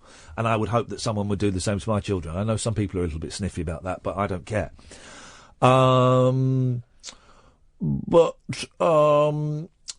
Chasing them I find boring because I don't really want to chase other people's children, but they kind of like that. But I don't want to. I probably wouldn't chase another person's child, actually. Kids come up to me and they hit me in the stomach. They think I'm one of those people you can hit. Mm-hmm. And that gets on my nerves. Yeah, you're not allowed to hit them back. Did a lot of spinning on that wheel today with a couple of other kids. I was spinning them and they were enjoying that. That's okay. Yeah, that's okay. That's okay. No, I think it's fine. I think, as long as you are aware that there is a certain distance there, that you can't be acting the same with other people's kids as you can with your own. Well, I think we all know that, don't we? Let's go to Liz. Good evening, Liz. Good evening, Ian. I'm a first-time caller, so I'm a bit wobbly. Well, I'm a bit wobbly, and I'm like an 800,000th time presenter. Have you been listening to us for long? Since you're on 3 counties, yeah. Hey, Liz, you've come over from the dark side. Welcome, welcome, welcome. It's good to. I'm glad. Well, you don't know that. She might be popping back in the morning. Oh, yeah, that's true. I am, yeah. Oh, dear. I knew it. Well, that's good. I'm glad you found us, Liz. Thank you very much indeed. Yeah, I found you ages ago, and I wanted to phone in because I had a very strange experience yesterday. Oh, yeah. I've got MS, so I'm quite prone to falling over. Yes. And I was in the garden yesterday, and I thought, while I'm out here, I'll feed the birds. So I went to put some fat balls in for the birds. Thank you very much, Liz. She's quoting our greatest hits, yes. Well done. You were a listener, blimey. Okay. I really was. And I thought, I'll just climb up on this wall. It'll save me walking round. Yeah. I mean, I knew it was the wrong thing. Hang on, sorry, you're just going to climb up a wall? It's only a little wall, like 8 inches high. Okay, all right. I thought I'll just put my foot on there because I can't reach, so I'll put my foot on there. So I ended up falling over. But worse than that, I fell over and nearly penetrated myself on a concrete dog. What? Yes. Hang on a minute. You heard me. You when you say penetrated yourself? No, I didn't do it. I nearly did. I fell very awkwardly. If I'd been a virgin before I fell, I wouldn't have been afterwards. Struth! You actually mean penetrated?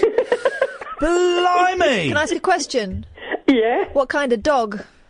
Spaniel. Oh, flipping heck. Very small one. What do you want to know? Do you have to marry the dog now or something? Is that the question? Oh no, I've never been like that. Gosh. No. Did it?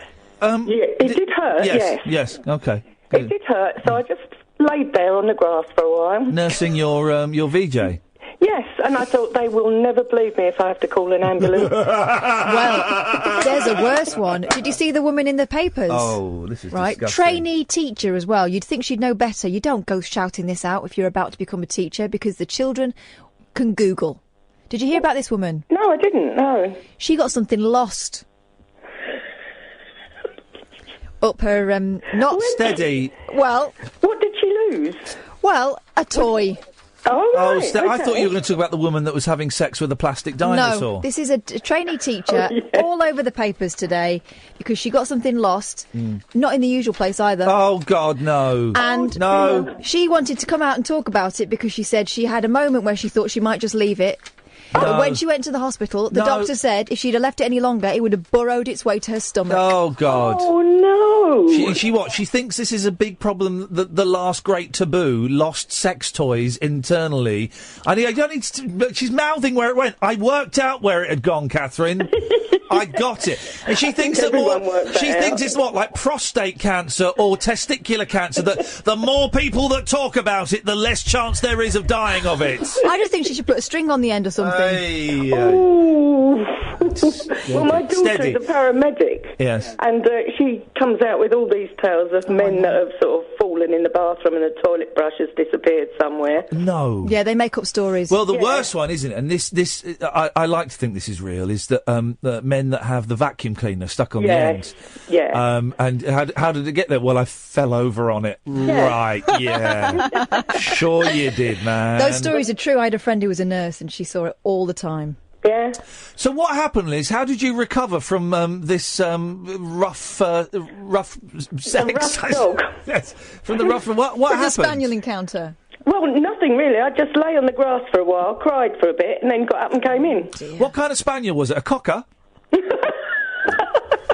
I did a funny. Thank you. Was quite good. Yes. But I mean, I don't want a description. Are you okay now? Yeah, I'm fine. Bit of bruising, bit of chafing. A little bit sore. Yeah. A little bit tender. But apart from that, it's all the nasty jokes I've got from my daughters. Well, I bet they loved it. We've all had a good laugh about it. And how's the MS going? You all right with it? Oh, I'm all right with it. I just get fed up with it. I keep falling over. Yeah, it's you know, my mum's got it, obviously. Yeah, I know. Yeah. It's such a strange disease. A, it's more common than people ever think. Yeah. And B, you're right. Everything can be fine, but then suddenly you just find yourself on the floor. Yeah. And it's you kind of go, well, I don't know how I got down here. Well, I'm quite sure what happened then. What happened? Well, exactly. That's it. You just end up on the floor and you're like, how did I get down here? I was walking in a straight line and everything was fine and just something gave away. Well, I just don't like any fuss, and I remember I was washing up with my sister once and I fell over and she just carried on washing up and walking over me on the floor. And to some people that might sound cold, but if that's the way you want it, then that's. That is the way I want it. Yeah. Yeah, good for you. All right, nice one, Liz. Well, I'm glad you found us. Okay, then. And make sure you call again. It doesn't have to involve you riding an animal. Okay. Thank you, Liz. Take care. Bye-bye. Dear me. There we go. You say, well, that was nice. It was nice to get a new caller. Someone's been listening for, Fat Balls was 3 years ago. 3.5 years ago. Blimey. I think we've got the measure of Liz there, haven't we, with those two references? Think so. I think so, yes. Pablo.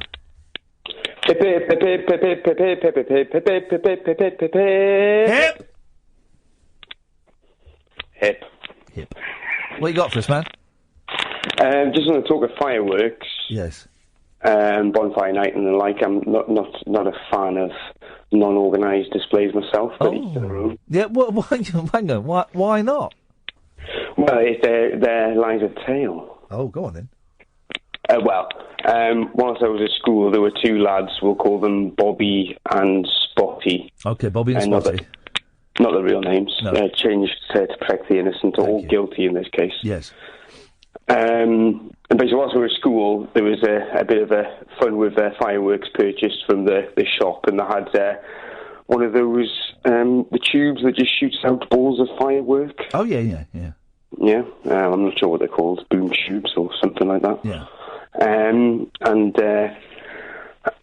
The game of the time was to run around the park near the school and shoot it off at people, and you would just jump and dodge out the way. I mean, listen, we don't condone that kind of behaviour, but I never messed around with fireworks as a kid. I'd never lit a firework until last year.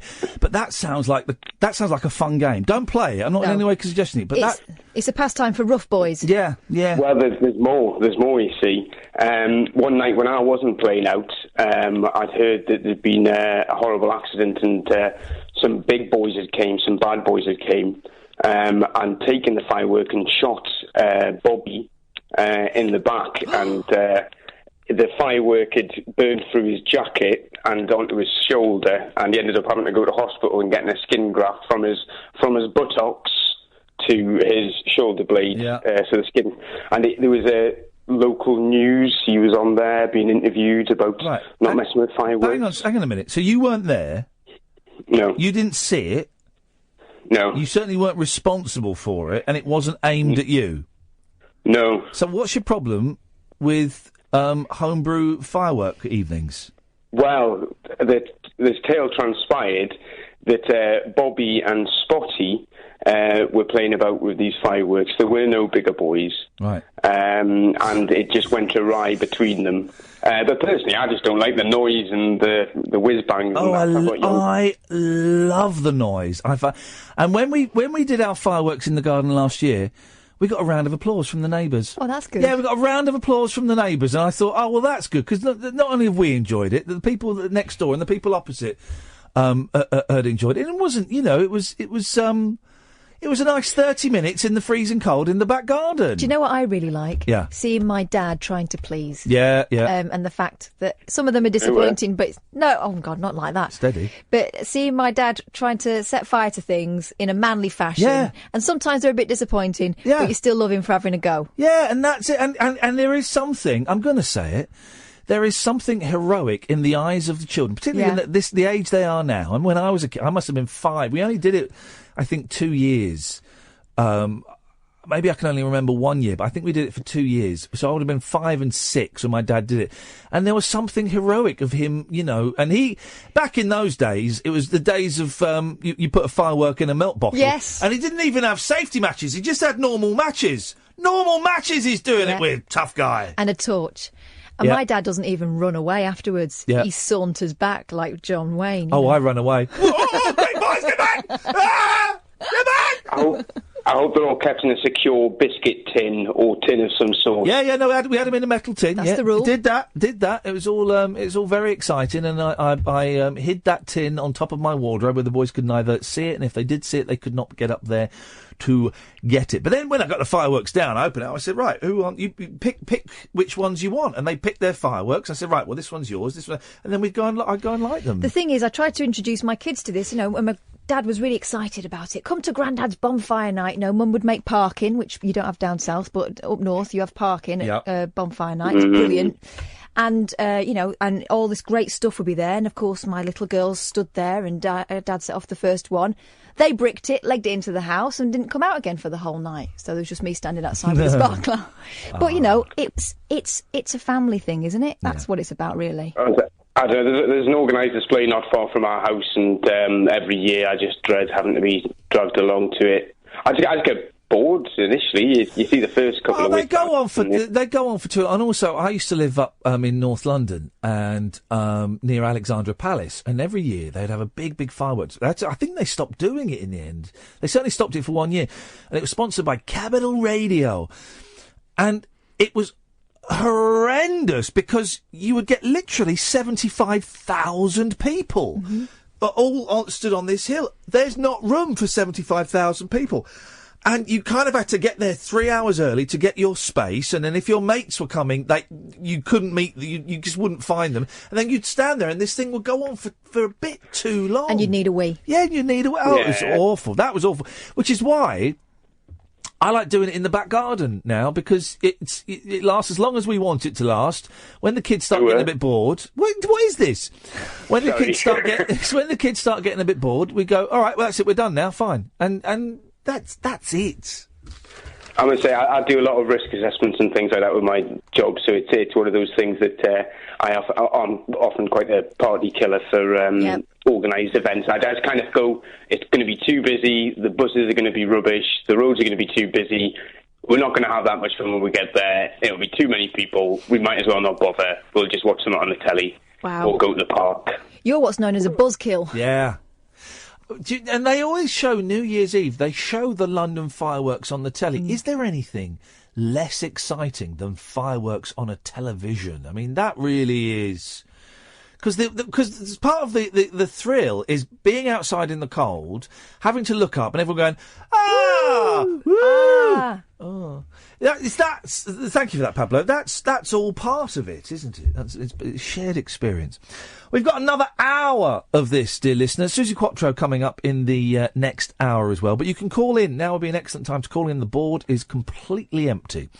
0844 499 1000. We call you back. I'm Iain Lee. This is Talk Radio. Across the UK, online and on DAB.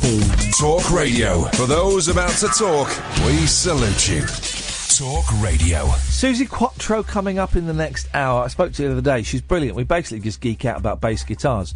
But your calls as well, if you want to call in. 0844 499 1000. Call in about anything you want. I'm Iain Lee. This is Talk Radio. Late night, Iain Lee on Talk Radio. We have ways of making you talk. I'm all thumbs, no action. Attention deficit distraction. My brain operates on a fraction. All thumbs, no human interaction. I speak in typos, predictive texting. I spell checked it. I stand autocorrected. I unplug your life support to make an outlet for my iPhone, and then you died. Asterisk this, and then you died. Aristocrat. I unplug your life support to make an outlet for my iPhone, and then you died.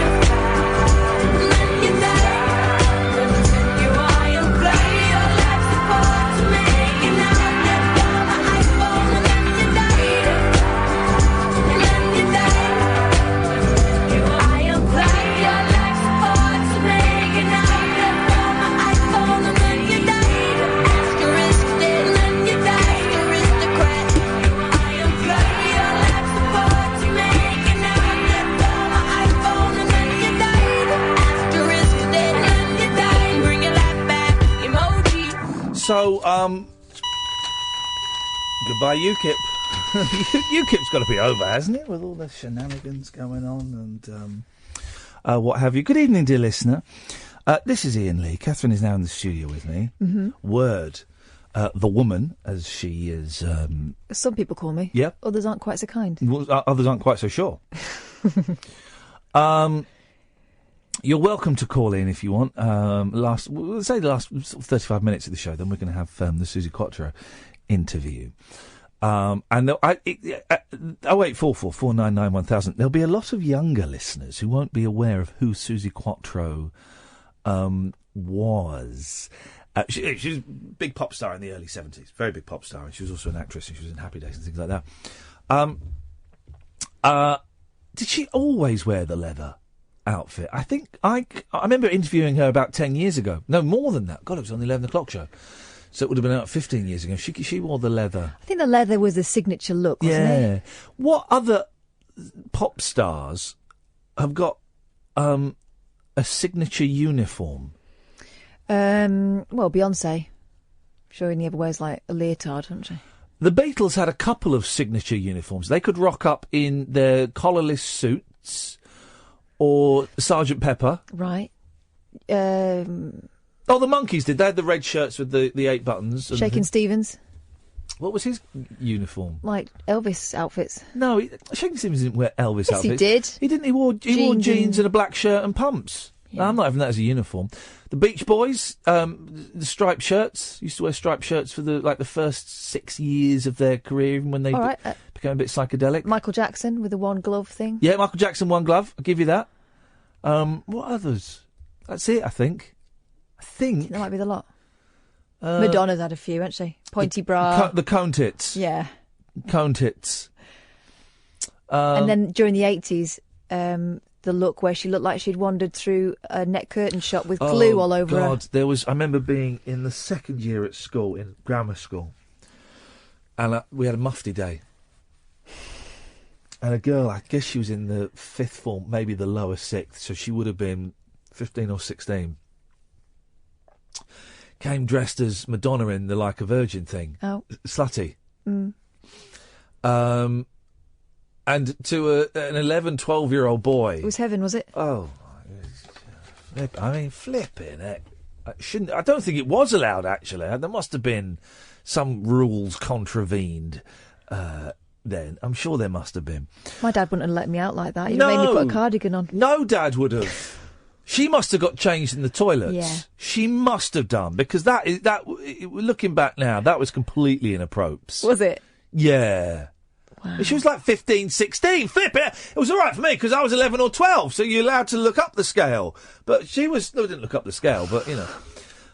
You know what I mean. 0844 499 1000 is the phone number. And sometimes I've noticed I think it tends to be on a Wednesday. That's Thursday today. The calls kind of dry up a little bit around this time of night, and that's fine. That's absolutely fine. The figures on Periscope have dropped significantly, and that's fine. So I don't know, if people are feeling a little bit tired. Work in the morning, isn't it? Well, I know, but yesterday the phones was ringing off the hook, and the day before, Monday and Tuesday, we had just under 20,000 people on Periscope. A lot of them Americans who didn't really understand what was going on. Well, no, it still counts, guys, as towards some kind of figures in my head. I'm at a slight loss as to what to do, because now normally at this stage, when the calls dry up, I would go through the papers, but there is literally nothing in the newspapers at all. It's the weirdest thing. All week, the papers have been completely devoid of news. I mean, tomorrow's papers will be interesting, with everyone speculating about what happened in UKIP. But the big story in today's papers, Thursday's papers, seems to be that that girl is going back to Coronation Street. Right. That's it. And I know this because I looked in the papers when I was in Costa Coffee today. Was I Nero? No, I was in Costa because I haven't got the thing. Helen Flanagan, that's it. She's got big boobs. Yeah. And that's the only nothing really that's in the papers. I mean, I'm flicking through the Express now. The Express is normally got something in it. Helen Flanagan. Someone getting booted off of Bake Off. Oh. The thing about Philip May, Theresa May's husband. What, we're not allowed to ask what he's wearing anymore? Is that right? I don't care. Bros. Oh, Bros are coming back. Yeah. I was never a Brossette. No, yeah. Someone recommended a film today, and I've retweeted it. I'm going to dig it out. Orion. Oh. And I've seen the trailer, and loads of people says it's a really good film. Gary and Katie, I'll come to you in a minute. 0844 499 1000. And it's about this guy. So Elvis died in 1977. Then in 1979, Elvis came back, but he was called Orion, and he wore a mask, like a Lone Ranger mask, right? And it was obviously it was a gimmick, but everyone's going, "Oh, is this Elvis Presley?" So basically, from the trailer, what I've made up is he was an Elvis Presley impersonator who put a mask on and had a crack at duping people. Now, the trailer looks like quite a bit of fun. Yeah. So I retweeted it, and loads of people went, "Oh, I've seen that. That is a brilliant film. Don't Google it. Don't Google it. Watch it." What's it on? It'll be on one of the many legitimate paid-for streaming services that I use. I'm sure. I'm sure it will be. So I'm going to have some of that, and I'm finding loads of new documentaries. Just when you think you've seen them all, you get more of them. Tell me when, because I'm fed up of you making me leave rooms for spoilers and stuff. Well, you and I need to watch films at the same time. Yeah, exactly. Otherwise, it's going to get nasty. Well. Oh. 0844 499 1000. Gary, Katia, Matthew, come to you after this. Late night conversation worth losing sleep over. Iain Lee. On air and off the leash. On Talk Radio. We have ways of making you talk. Yeah. So Nat has tweeted, "Can I just say how lovely you're looking tonight, Iain? Also, I had a crazy dream about you and a chainsaw last night." Now that is weird. Yeah. Yeah? Is she asking you to play Misty, or is that going to come? I wonder if that film stands the test of time. I remember watching that Might as be a worth kid. watching. Play Misty for me. Clint Eastwood as a late night DJ. I might watch that tomorrow. I might watch that because I wonder if that stands the test of time. I bet it's a bit ropey actually, but it's good. That enjoyed that better than Misery. What's the one? Is it News Talk or the one where the guy gets shot at the end? It's like a gobby American DJ, late night phone-in host. I don't know. Oh, it's bloody. Is it Talk Radio? It might be called Talk Radio or News Talk or something. Is that the one that says I'm as mad as hell and I'm not going to take it anymore? Yeah. It's that one. No, it's not that one. Oh. No, it's not that one. No. That's another one. That's the guy where he's on TV and he's saying that, but he's actually having a breakdown. Right. No, it's the other one. It's set in a radio station. It's Oliver Stone film. It's a terrible, terrible film. Gary. Hello, Iain. Hello, Gary. How are you? All right? I'm all right, thank you. How are you? Yeah, not too bad, mate. I'm just quickly ringing up about. I spoke to you in early summer. Me and my wife were decorating while the kids are upstairs. Oh, was your wife Skip?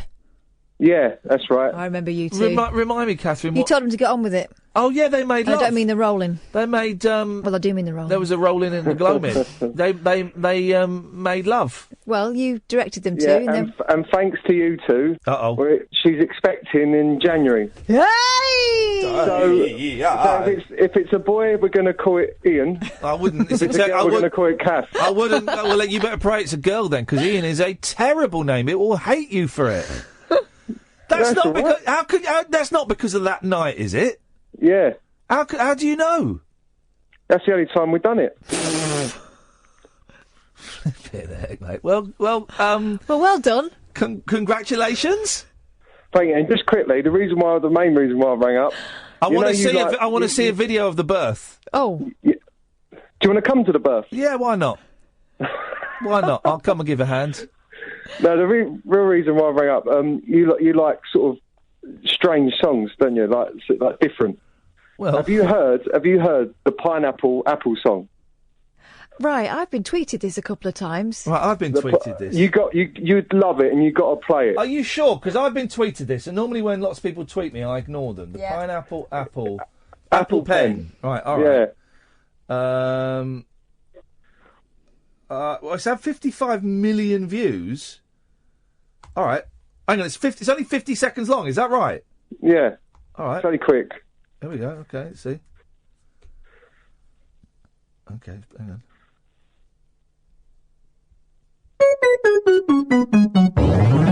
P-P-A-P.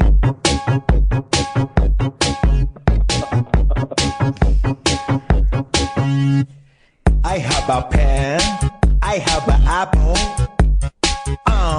apple pen. I have a pen, I have pineapple, pineapple pen, apple pen, pineapple pen, pen pineapple apple pen.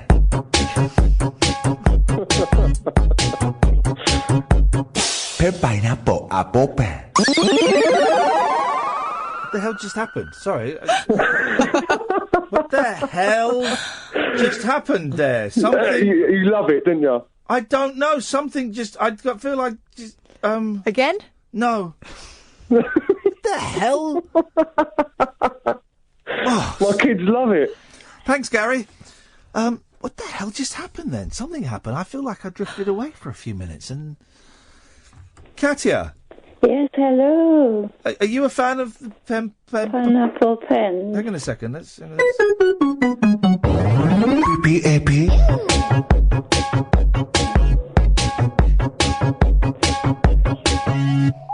I have a pen. I have an apple. Apple pen. I have a pen. I have pineapple. Pineapple pen. Apple pen. Pineapple pen. Pineapple apple pen. This is a remix of the.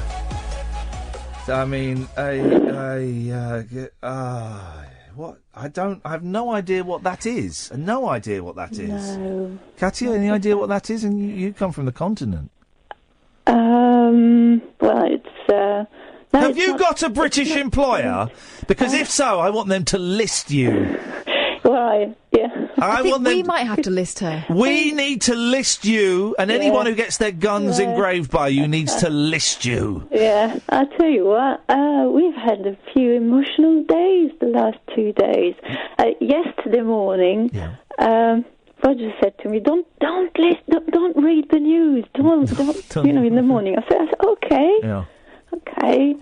And then I didn't, but then I kind of wanted to listen to James in the morning. Yeah. I caught up with Theresa May calling me a European friend. Thank you very much. She don't mean it though, does she? She hates you. I think she does. She hates you. Here's my prediction for the next 10 years.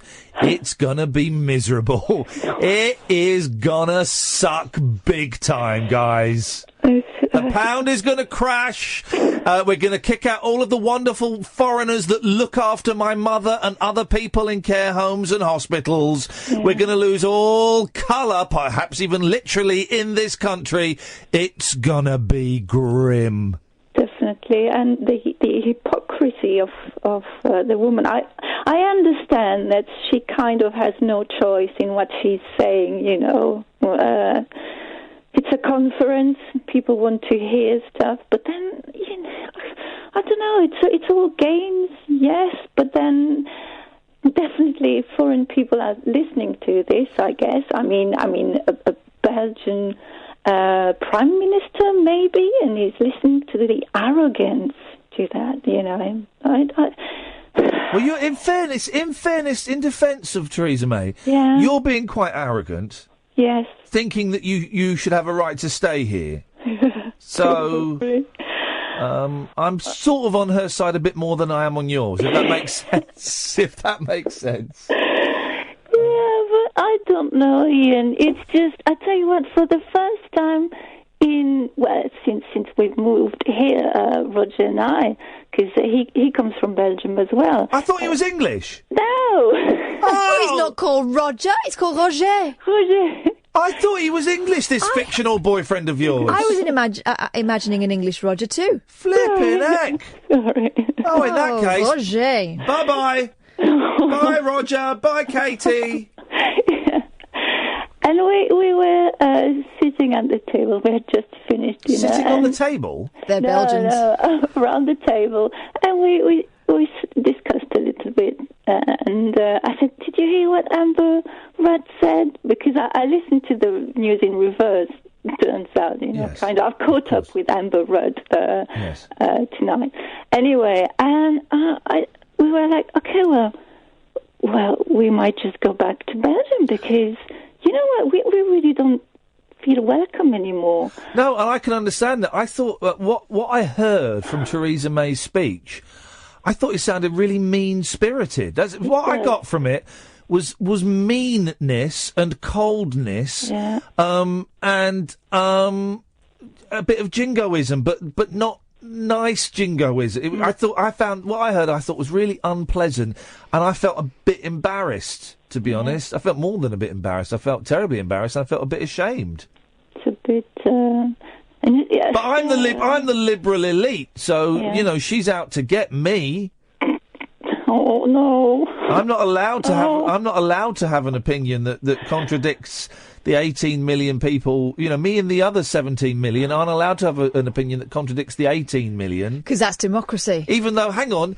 She wanted us to stay in before it happened, and now she thinks that we're wrong and we should just get on with it. That's the problem. That's the hypocrisy of it all. That is just, unbelievable. But something as well is, we were saying, okay, well, do you really want to go to Belgium? Because it's not home anymore. No. It's not, and the problem is over there that people are talking about Muslims all of the time. I mean, it's crazy. And to me, what I think is, I could see it coming. Probably, I would point the finger at that phenomenon probably 15 years ago, when people like Marine Le Pen, she started to be on the television almost like weekly on French television, And that's Farage has been on telly for the last 10 years. They would wheel him out because he was a good bit of fun, but nothing will ever come of it. No, you stirred everybody. Hang on a second. I know what we need to do too. Hang on a second. We need to lighten the mood just ever so slightly. Bear with me. Let's. This is getting very serious. So let's. Here we go. P-P-A-P.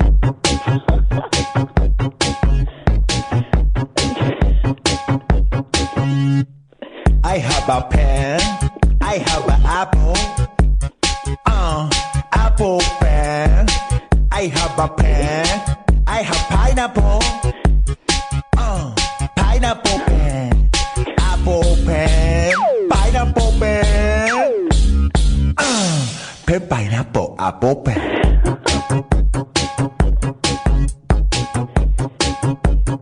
Pen pineapple apple pen. That has had. That's worked. Just under 56 million views. Well, you've just done 3. 56 million views. Who was the other fella? Psy. The Gangnam. Yeah. At least Gangnam Style. What? Gangnam Style. At least Gangnam Style. No. Yeah. At least Gangnam Style. No. I don't know it. Gangnam Style. At least Gangnam Style. Did you see the second video he did where he was the face on a baby? I didn't. Si did a I've video. not followed his career The as closely follow-up- as you Well, have. I only heard Gangbang Style for the first time about 6 months ago, like 2 years after everyone else heard it. 'Cause it was, I managed to avoid it, and then it was on the credits of a film that my kids watched. I can't remember what one. My kids think that's called Move Like a Jazzer. But then the boys wanted to see the sequel, wanted to see if he had any more songs, and there's one where he's the face of a baby. Oh. And he's singing, but like he's the baby, and then he's on a dancer as well. I think it's weird, but this guy, I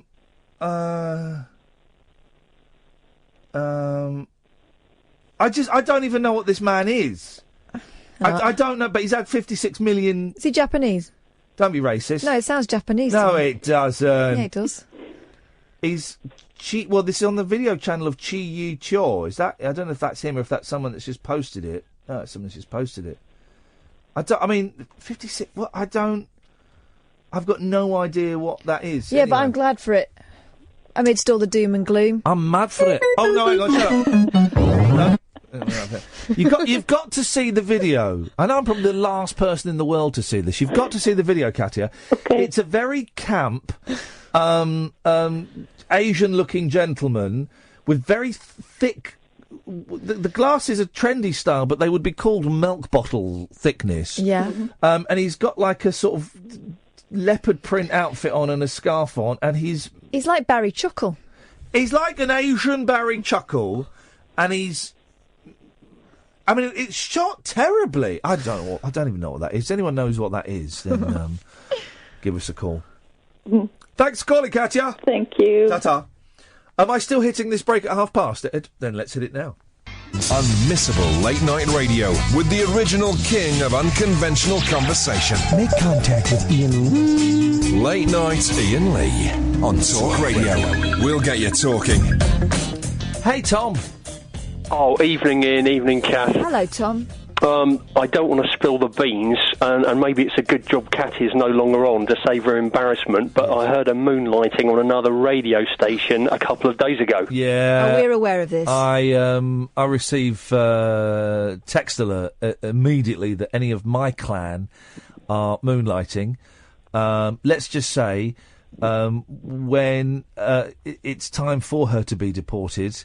it won't be a moment too soon. Exactly, Tom. Exactly. We don't need turncoats in this country. Did you hear what she does as a profession? She's a gun engraver.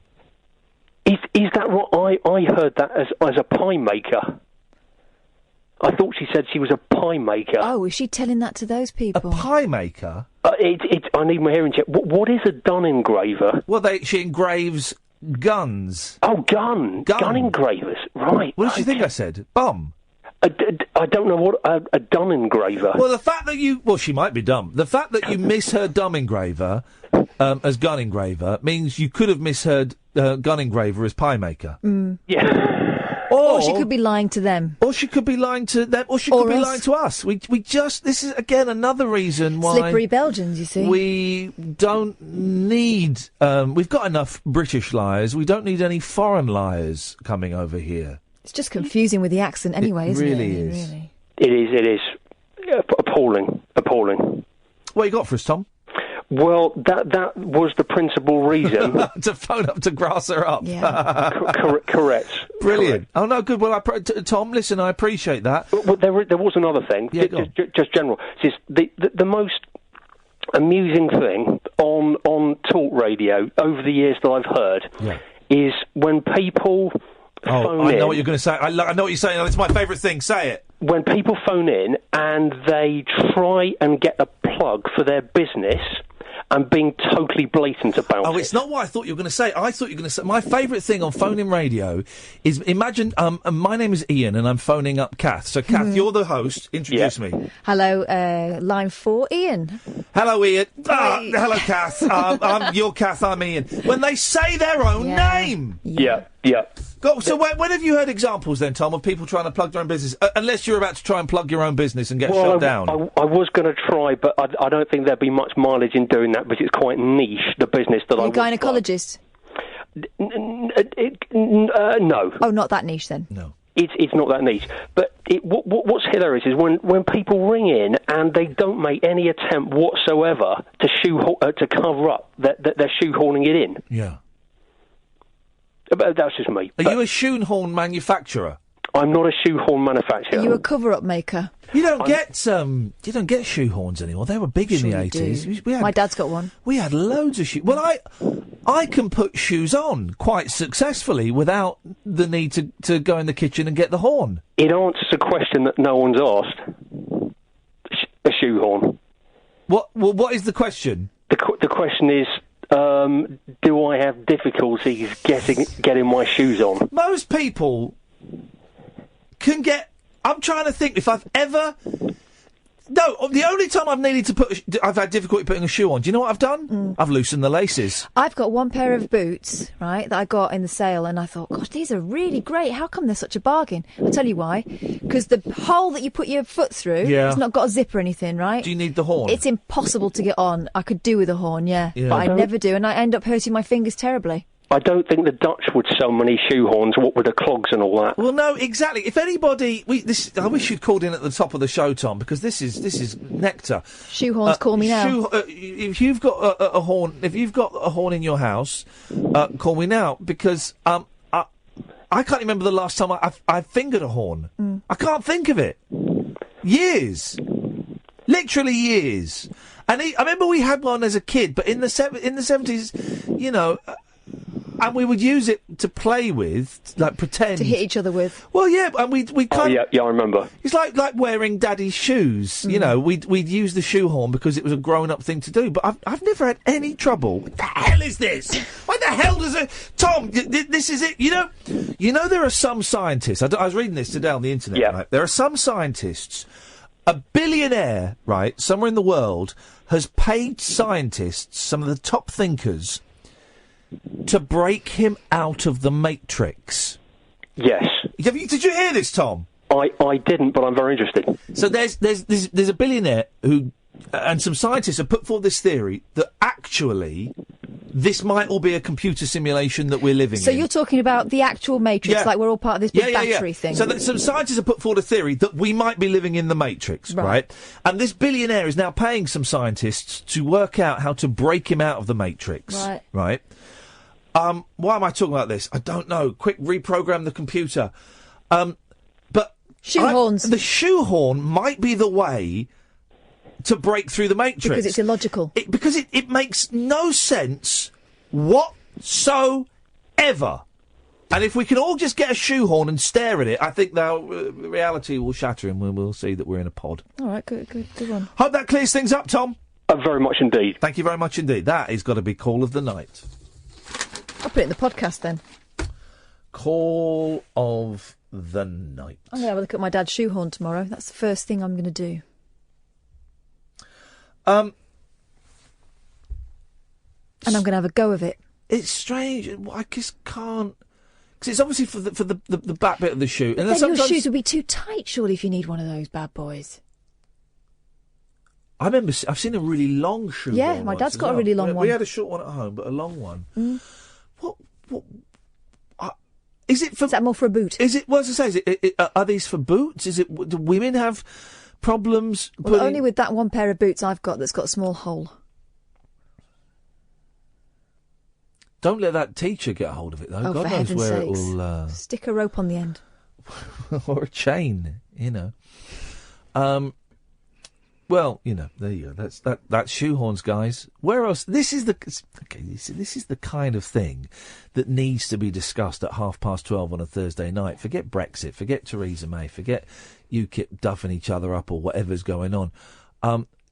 Why do we have shoehorns? That's the question that should be on everyone's lips. In fact, there are loads of things in the house. Oh, remind me, I've got to get a screwdriver. Or I can lend you one.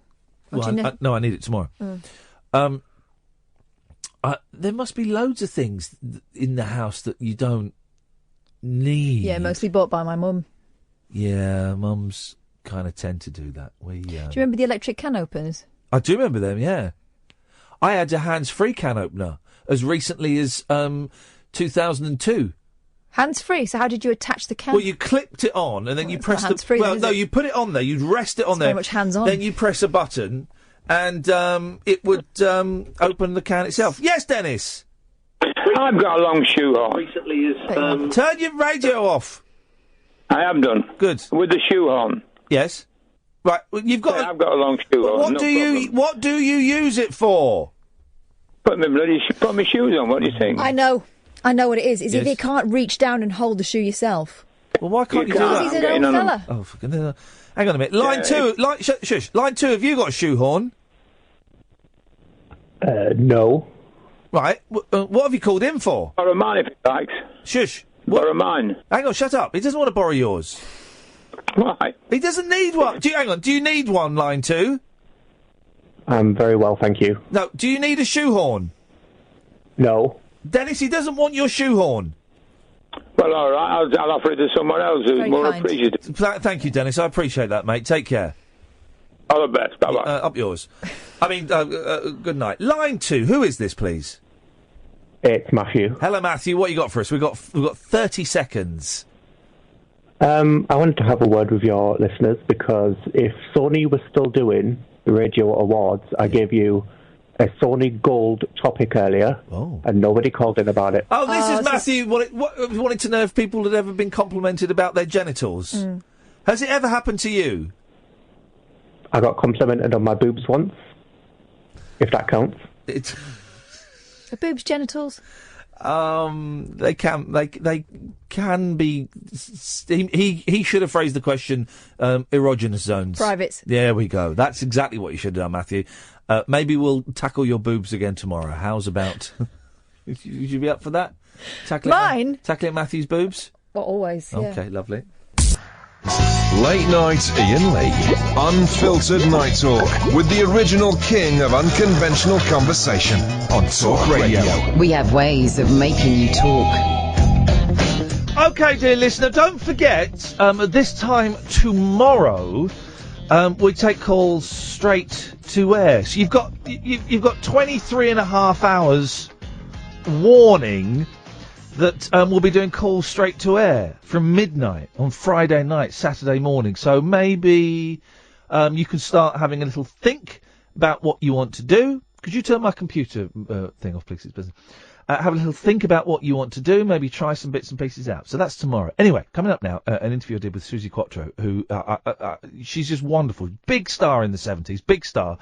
And she's still doing it, man. She's still doing it. And she has an amazing enthusiasm for making music. She's also a bloody excellent bass guitar player, as she quite rightly lets us know in this. So keep listening, because now it's me talking to Suzi Quatro. Suzi, it's such a thrill to talk to you. I interviewed you about 15 years ago on the telly, and you were just the most delightful person to interview. And I was thinking about this. There's so much affection for you. Are you aware of that? Well, it's funny that you say that. I always had a game plan that I would be successful and be known by lots of people. And I shy away from the word famous, but I guess that's the only word you can use. But in my game plan was that I would remain normal. And have you remained normal? I sure have. How have you done that? I only pull out the diva on very rare occasions when the situation calls for it. Every now and again something happens and you got to pull out Suzi Quatro, so I do that. But most of the time, no, I'm pretty damn normal. What would I have to do, Suzi, to get the diva to come out? Well, give me the wrong equipment on stage. Don't have the right room for me at the hotel, and I'm really sticky about that because when you're on the road for 52 years now, the only little bit of continuity that you can have is to have a nice room. Yeah.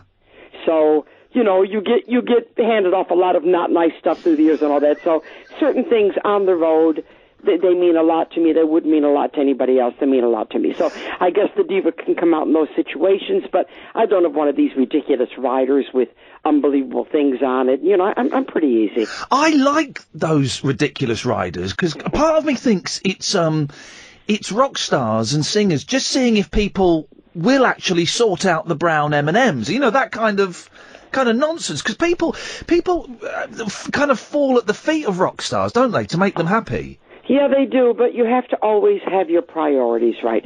I mean, you know, it's just I think it gets ridiculous. I'm not that kind of a person. I just like a nice room. I like the basics in the dressing room. If they're going to provide a bottle of wine, which is on my rider, it can't be a cheap one because then they just get sick. Yep.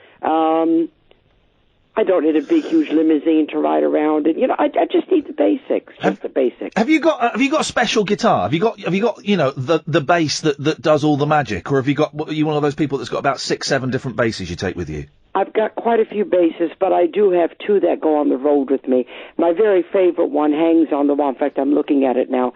That was given to me by my father in 1964 when I started to play, and he gave me a 1957 Fender Precision, which is the Rolls Royce of bass guitars. It's a very sexy, and of course, in the 50s, the electric bass guitar was still pretty much a new instrument, wasn't it? It was pretty much new, and when my dad actually purchased this particular bass, he was not, because my dad's a musician, he wasn't a bass player. He liked to buy lots of instruments, and he was, you know, the shopkeeper was trying to talk him into it, and he actually threw in a matching electric mandolin.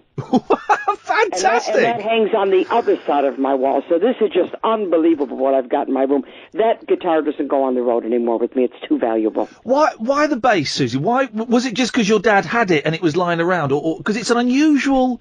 Well, as I say, it's an unusual instrument for people to play. But look, thinking back to the early 70s, I can't think of any women playing guitar, let alone playing bass guitar. No, I kind of broke the mold when I came through. I mean, I wasn't the first one, obviously. I mean, there was Carol Kay. She was playing in sessions, fantastic. I actually read and write piano, and I read and write percussion. I was trained on both instruments, classical piano, I might add. And when we started my first band, me and my sisters, everybody kind of, all the girls we were talking to all at once, and they all kind of grabbed an instrument. And I wasn't too quick, you know, and I said, hey, he says, hello, you know, and my eldest sister actually said to me, you're playing the bass. And I went, okay. I didn't mind. And so I went to my dad and I said, do you have one? And he gave me this wonderful bass. And lucky for me that I plugged it and put it on, plugged it in, and it was like, I can't explain. It was an epiphany. It fitted. Everything was correct. I stood there, I played, I went, oh, yeah, this is who I am. I play bass very badly with my mates when we get together, and it's an unusual instrument because on one level, it's really easy to play. If you're just doing the root notes, piece of cake. But you can then take bass playing. You mentioned Carol Kay and Paul McCartney and Brian Wilson and so a lot of your songs as well. The bass becomes more than just that kind of root, doesn't it? You can do some really clever things with it. Oh, geez. In fact, what you're just saying is basically true, but that sounds more like a failed guitar player talking about a bass guitar. You could be right there, Susie. You might have worked me out. Because bass, I mean, I've had this conversation with many people. Bass and drums are actually the engine that runs the band. That's the end of it. End of story. And yes, you can just do the roots and all that, but it's a feeling with the bass. It's a feeling. It's knowing when to play some notes. It's knowing when to leave them out. I've had some classic bass lines. She's in Love with You. Yeah. It's like a machine gun. And the vocal goes behind it. So I've got to sit there and do the machine gun unrelenting bass line, and the vocal's got to lay behind it. You know, I have a show coming up on Radio 2 on my next series, Quatrophonic. Yeah. And it's called The Bass Line. Funny enough, you're talking about that. Yeah, because, you know, Quatrophonic is a different theme every week. Yeah. And one of the themes on my next series that is coming out is called The Bass Line, and I have Graham Goldman on with me. Brilliant. And we start, you know, showing off, actually. I got to say, we started, I said, well, this one's hard. He said, no, this one's hard. We went back and forth. Fantastic. And, but, you know, when I started to play, I took to it quickly, and because I already knew drums, which is rhythmic, and I already knew piano, which is also percussive, and I took to it easily, and I made up my mind that if I was going to play this bass, I was going to play it great. Yeah. And nobody was ever going to say those stupid words to me that you play good for a girl, and nobody ever did. Did they not? Because was it? What year did you and your sisters first start playing together? 64. And did people say anything? Did people go, that looks weird? Because it was unusual. I'm really struggling to think of a girl group before the Runaways or the Go-Go's. Well, I mean, it was unheard of. I mean, the Runaways, that's Joan Jett. It's been noted, you know, I mean, it's even in the movie. She was my fan for a long time. Yeah. At all my gigs in the lobby of the hotel, waiting for me with my jacket and my haircut. So cute. And then I thought it was just so damn cute. And then eventually I heard that she formed a band, and I said, great. Yeah. Because she should, you know what I mean? When you're that crazy about somebody and they influence you so much, go do it yourself. That's what she did. There were always female musicians, but what set me apart was I had success with it. Yeah. I was up there with the bass guitar, being a female rocker, and nobody had done that before. And singing as well. To have the front of the band, the lead of the band, the lead vocalist and the main performer as a bass guitarist as well is unusual. Male and female. Yeah, well, because everybody always says, and in fact I had this conversation with Paul McCartney. Oh, I love the way you drop a name, Susie. I do. I love it. It's good, isn't it? He's another Gemini. And maybe, and you know what? I think, and also Graham is another Gemini. I think there's something quite special about the Gemini brain. I'm a Gemini, Susie. You're spot on. Yes. You can separate. I can have my left hand doing something, my right hand doing something else, my brain singing, and just composing a poem on the other end. It's the Gemini way to split things. I don't know what it is. Yeah. But saying that, I have to be honest, there were 2 songs that I had to practice singing and playing. It was nearly, I mean, I do it now without thinking, but there were 2 songs. One was She's in Love with You, which I already talked about, and the other one was the lead song on my 4 CD box set that was released in 2014, The Girl from Detroit City, to celebrate my 50 years in the business. The lead track on that is called The Girl from Detroit City, and that's what the box set is called. And I tell you what, I did a big bass master class at Earl's Court, and fantastic. I showed them on stage. I played the bass line, and I sang over the bass line, and the audience just went, oh my God. Because you don't see how you can do it. No. The bass line is like a Temptations, a Four Tops type, doom, doom, doom, doom, doom, doom, like that, right? Yeah. And the vocal is completely opposite. And you're right, it's patting your head and rubbing your stomach at the same time, isn't it? It is. And I don't know how I do it, and many people have asked me, how do you do that? Practice, practice. Actually, that's where Graham and I don't want to give too much of the show away, but that's where we kind of locked horns. I said, this one was hard, and I showed him. And he went, well, this one was hard for me, and then he showed me. And my poor producer in the studio was going, oh, my God, where is this going? You mentioned that it's over 50 years now. Do you still enjoy it as much? I'm getting a lot of passion from you for the music, so I'm guessing you still do. Well, I have to be very honest. You would have thought that after 52 years that the thrill is gone. It's not. Really? No. You know, I still love the whole thing, putting on the suit, looking at the audience, seeing what they're like, going out there, having to win them over. It doesn't matter if they're there to see you. It doesn't matter if they paid for a ticket. You still got to go out and do it. Yeah. And I love that. I love seeing the little faces smiling as they're going out. It's just, I love it. I love what I do. Did you enjoy, because there was the period in the 70s with the Mickey Mouse songs and production and when you were like a huge star and you had, the acting and all of that stuff as well. Did you enjoy being the focus of attention like that? Yeah, because I had it in the right place in my mind. Yeah. I was just talking about this the other day. It's so funny how many people come up to you and they say, oh, you were my pinup and blah, blah, blah, blah, and all the rest that goes with that. And there I was a sex symbol, and it's so, because of my attitude, that you don't take that part serious. Yeah. Maybe that's what made me sexy. I don't know. Well, I never tried to be. I actually never tried to be, you know. But you just have to take it for what it is. You have to take it for what it is and keep your feet on the ground at all times. And when you're with your kids, I know they're grown up now, but how did they relate? You know, Mum Susie with pop star, rock star Suzi Quatro. When did they become aware? I tried to bring them up very much both ways. I never hid my career, and they came to shows and they came on the road with me. So, but they knew that it was two different people. And in fact, my autobiography, Unzipped, is written as two people. Yeah. It's little Susie from Detroit and Suzi Quatro, all the way through, two people. And I remember coming down. My daughter was about 6, 7 years old or something, and I came down dressed. I had a photo session at the house, and I came down dressed in my leathers. And my little daughter looked at me and she said, "Oh, Mummy, are you going to be Suzi Quatro now?" Great line. You know wonderful? What? That made me so proud because it meant to me that I brought her up to know the difference. Yeah. She got it. It's not that that's not me. Yeah. You know, but that's me going to work.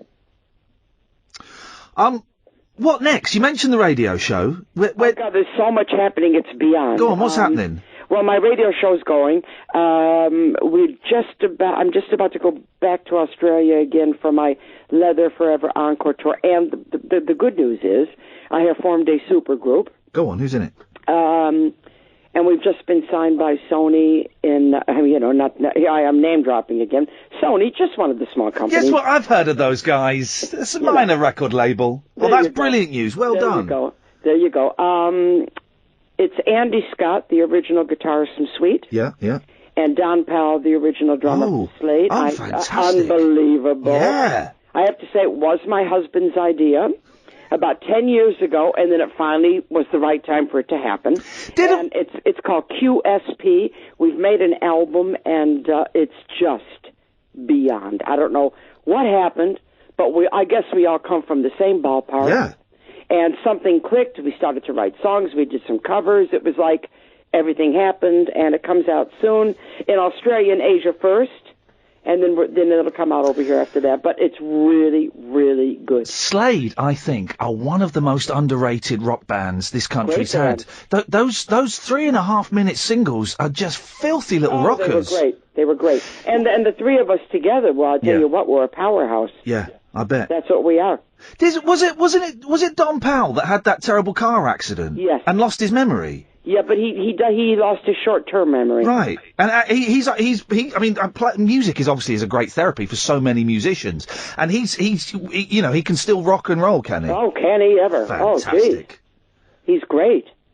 I mean, when we all three got together, we didn't know what we were going to do, and everybody picked 2 covers each. Yeah. To see what the blueprint of the band was, and that started to go down good, and then. I think it was when Just Like a Woman, when we did that, it all took off. And then I wrote one, and then Andy and I wrote it together, and it just all took off. So brilliant. We're really excited about it. It's a great album. I look forward to that. And any more shows in the UK? You got anything coming up? There is, but I can't remember right now. You have to go on the websites. All the gigs are listed on there. We'll have a look on the website. Susie, it's such a thrill to talk to you, and it's really good to hear that you're still so enthusiastic, because I know that there are some musicians from that era that are doing the gigs because they need the cash, and the pleasure has gone. I haven't needed that for years. Yeah, it's really good to hear that you're enjoying it and stuff, and you've still got that passion. But I have to say, I've never been money motivated. I am creation motivated. Yeah. That's me. Susie, thank you so much for your time. My pleasure. Absolute pleasure to talk to you. Take care. Thank you. Thanks a lot. Bye-bye. Talk Radio. We got entertainment, and we're not afraid to use it. Talk Radio.